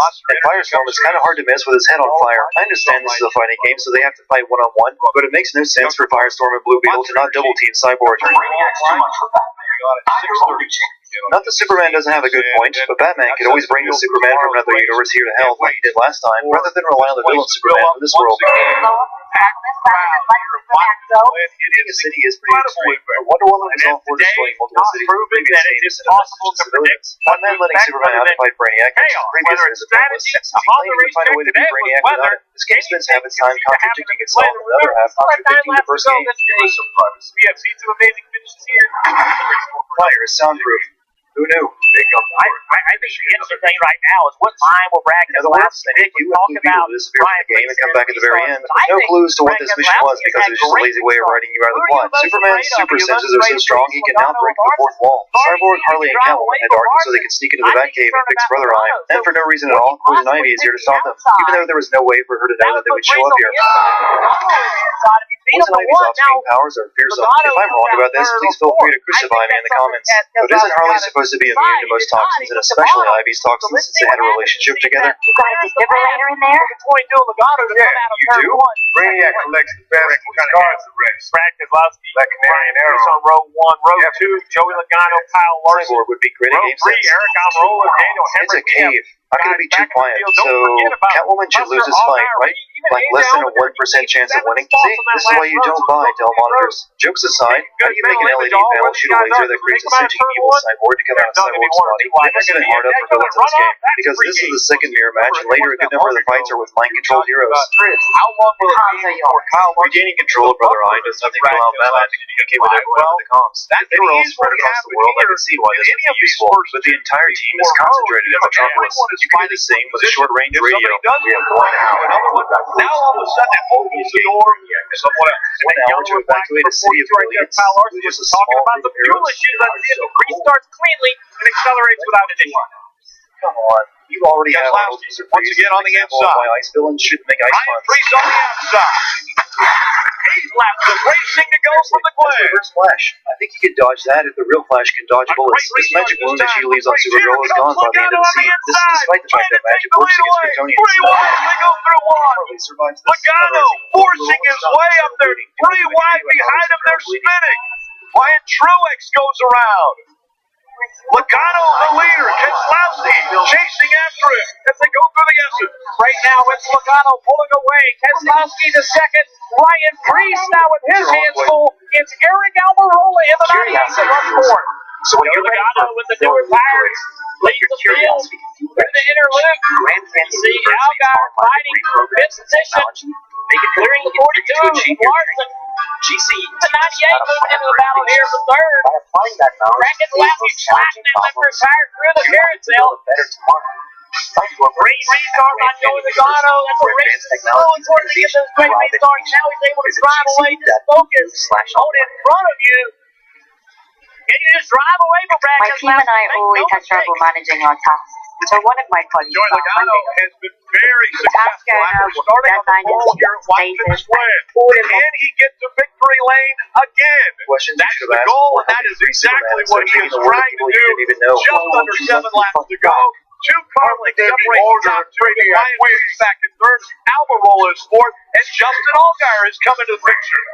And Rick Sillination for Kyle Larson. He is limping back there in the field. Something is wrong with contrived. That man has apparently been watching Independence Day. I think the devs watch it too. Since finding a way through Brainiac shields is half the problem. Brainiac should consider digitalizing cities before anything else. The cities are half destroyed by the time he gets started. 42 after a good run, but no. Decrease shield point on you coming to road 5. That's 7 to go. It looks like shields work by riding power to point it in teammates at the front of the field. Joey Logano on the 22, Brad Keselowski in the 12. But nowhere near the kind of speed that you would need to adjust an eco-second range to compensate. Here's a game that tries to convince you that Superman is dead. We're going to do an abbreviated through the field brought to you by Hardee's. We have to save them. And Rick, here we are with the Team Penske cars up front. Joey Logano with those 6-lap pressure tires was able to get a fantastic restart and get around his teammate Brad Keselowski up there. Logano trying to get another Watkins Glen win. Meanwhile, Keselowski they put the slicks on before everyone else.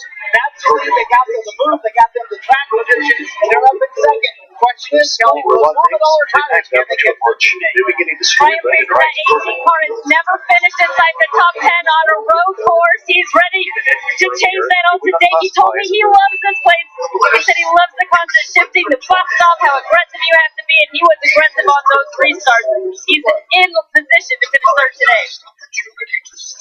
Out front, Joey Logano, Brad Keselowski giving chase. You have an entire Kryptonian city along with its inhabitants digitally stored on your ship, and later we find out that they can be saved from digitalization.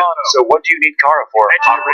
Aquaman in the desert? For the 22, I want to send someone else. After that amazing start by Joey Logano, but the 12 has settled in. Put a few nice laps together, has cut it down to just a couple car lengths.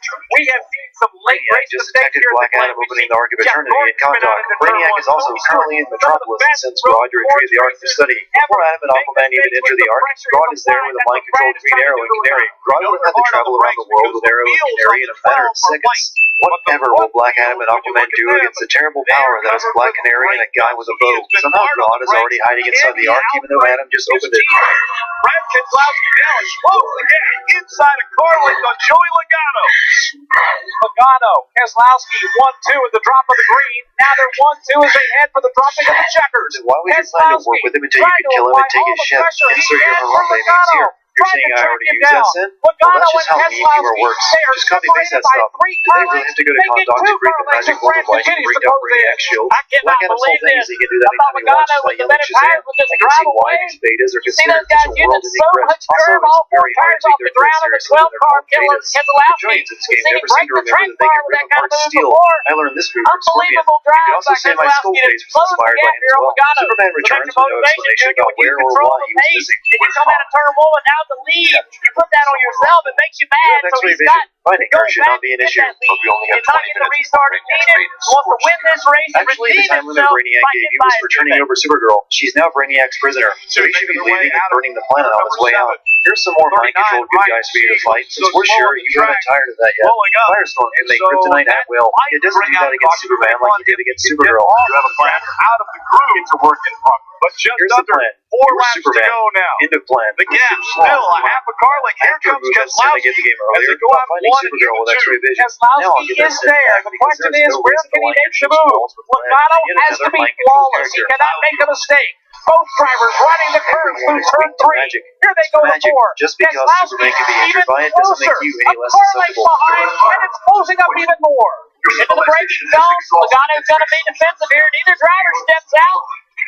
Brad putting the pressure on. To be delivering a climate change dialogue. Brad had to check up just a little bit. You're in the interlude. Something about that statement seems off. When has Brainiac been known for his strength? What's cut off from Brainiac? His ships are tumbling like they're in free fall despite being in space. Even if you were in low Earth orbit, it wouldn't look like this. Bottom pressure right here. Looks like Logano's car's got loose. So in the middle of the corner is where Keselowski wants to apply a lot of pressure. Almost touching him. Almost moving him out of the way. Right here, if he can get a run. Thing you are known for. Trying to outbreak him into one, just not the run he needed. These two horses have definitely put on a show today. 3 to go. Out front, Logano, can he hang on? Keselowski has put all the pressure he can on the young teammate. Stay down forever, you know. We'll see what's Batman fighting against Superman. So he doesn't have any abilities or gadgets that would make me believe that. Continues to pull away. When no caution has come out as Keselowski will get it fired, he'll keep going. Logano now, his closest competitor. Allgaier is 4 seconds behind him.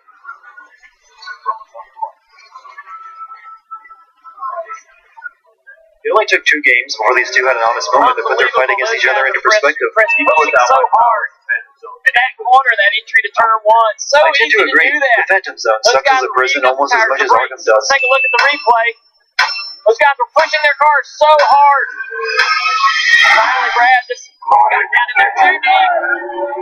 Not to get the car woed up. It was just that close. Look at how close it was. And some of that's just a change in the way the car brakes. As the run goes on, you tend to gain more rear brake, and it's easy to wheel You may think that story characters are OP. Logano should have already been dead in the first 10 seconds fighting Total Khan. The guy who beat everybody in story mode. He's a total henchman. The brake change, okay, Junior. When the run goes on, you need to put more front brake to it. If you don't, it will wheel hop it. But when you do that, it hurts the braking force. You can't slow down as much as you want to.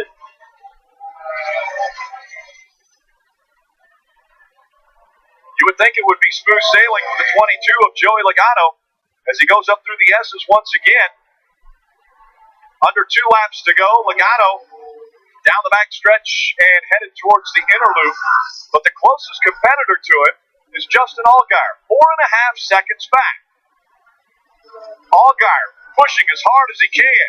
Behind him, the 23 of Allmendinger. Allmendinger has rebounded. It has been an eventful day for everyone on the racetrack. Not only Logano, who was able to get out and win stage 1, but then when the rain came and the rain tires went on, Logano struggled on the restart. Fell back quite a few positions. Allmendinger, he shined. He was able to win stage 2. Now running in that 3rd position. But Logano running so strong, and what a great battle he and Keselowski put on. Coming to the white flag, 1 lap to go, presented by Credit One Bank for Joey Logano. Nice clean entry into turn 1. He knows he has some distance out the back. Now it's just time to take care of this 22 car. One more circuit for Joey Logano. He's got 1 more lap around Watkins Glen to drive that into victory lane. His black and red Ford up to the S's for the final time. All he's got to do is string together some perfect laps, and that's exactly what he's doing so far. He has just left turn 4, and he's headed up the back straightaway.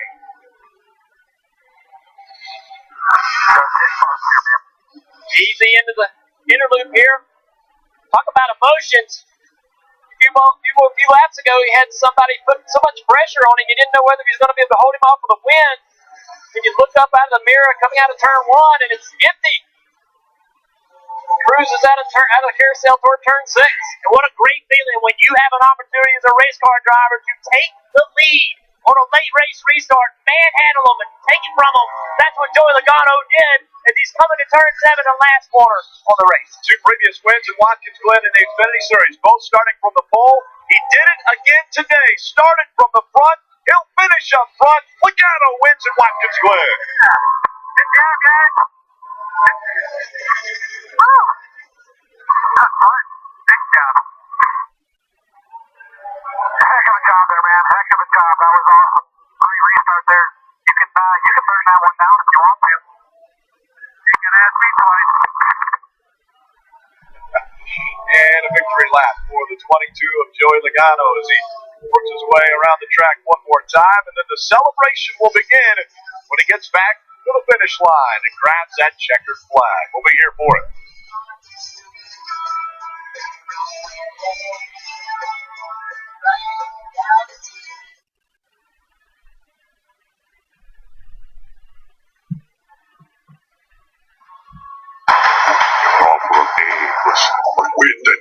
Well, I hate to break it to you, Kotal Khan. You trusted Kano, so you get exactly what you deserve. I agree completely. Why the hell does everyone trust Kano? He always betrays people, which is more mind-boggling because you have to trust him to begin with in order to get betrayed by him. How do you trust that face? Just look at it. Ugh, it's gross. And speaking of Kotal Khan, I really hate how NetherRealm made him so skinny. He is a Khan, the Emperor of Outworld. He should be the most physically imposing character in the game. Look at this. Look at the select screen. Kano is more physically imposing than Kotal Khan, okay? And I'm a big fan of Kano, but this is ridiculous. I wouldn't say he's more physically imposing. Kotal Khan is much taller. That being said, Kotal Khan is a bit of a fraud. He is nowhere near as strong as Shao Kahn or any other Khan that came before. He acts a lot tougher than he is because he really isn't that strong. If you cut off his line of sight to the sun, he is a paperweight pushover. Damn, Tanya's looking sexier than ever, and I feel ashamed saying that. It's like, hey, Tanya, now that you got lighter skin, you look a little bit more attractive. Not cool. Brian Wilson well, the Iranians are modeled after Egyptians, so it makes sense for their skin to be lighter or darker. They just chose a lighter skin this time around. I'm not really for it or against it. Turn 7? Nah, I don't know. It's not really a sin. Incredible ways Joey Logano is moving on. Kano wants to kill you, miserable snake. What the hell are you talking about, Melina? You were watching the entire fight. That doesn't mean that Kano wasn't supposed to kill him. Watching it doesn't make it suddenly not supposed to be the way things went down. Well, here you go, people. Evident proof. Rain is a fully functional character, yet he is not a playable character in the game. I'm guessing he will be saved for Combat Pack number 2 later down the road. Blame it on the WB. Alrighty. He brings this point up multiple times in this video, and they are all completely wrong. None of the characters in story mode are fully functional. Just look at Tanya. Her animations are half Katana's animations, and the other non-playable characters in story mode have no X-ray, no intro dialogues, no victory animation, no brutalities, no fatalities, and the list goes on and on and on. They also have no variations and stuff like that. They are not completely functional, and shame on you for saying it. That being said, I really do hope that Rain is in Combat Pack 2, and I got my fingers crossed. Series race since March in California. That day, he won. Today here at Watkins Glen, he wins again. Going out of the car. There he is. Joey Logano gonna shoot him before someone strikes your hand off. Wait. Alrighty. You all know that I'm biased here. I love Rain. He's one of my favorite characters in the game, and I have no idea why. That being said, if you killed him right there, I would have been a bit upset. It also would have made the story mode a lot less interesting. I don't know. I don't think you should kill off characters like Rain, seeing as how they don't really have any story yet. I want to see them expanded on. Xfinity cars Then what? quite a bit down the Simple straightaway. pick up and go? It's hard to pull away. Resistance might be more possible than you think. Don't sweat it. It comes to that, Sub-Zero won't know what hit. You guys actually think you can bag Sub-Zero. You guys are hilarious. Oh, to be a teenager and extremely ignorant, Sub-Zero is stronger than 90% of the cast. It's obvious that Cassie Cage is way in over her head, but she's also too cocky to admit it. Really cool. Just like her father. Excited about it. And a little bit like her mother, too. Okay, this statue looks strikingly similar to Quan Chi. Now, I am aware that Quan Chi's hired Lin Kuei to capture Shinnok's amulet, and in return he would wipe out the Shirai Ryu, which did happen this time. However, in one of Sub-Zero's intros, he says this. Coming up next on NBC, your local news, except on the West Coast. Joey Logano wins in Watkins Glen. Now, you truly wish to repay your debts. Why not destroy this statue of Quan Chi and start anew? Why do you keep bowing to it, even if it's just to lure in the special forces? Well, since the game doesn't bother to care about details, it's getting counted as a sin. Honestly, I do not think that's a Quan Chi statue. I think it's a statue of one of the old Lin Kuei Grandmasters. That being said,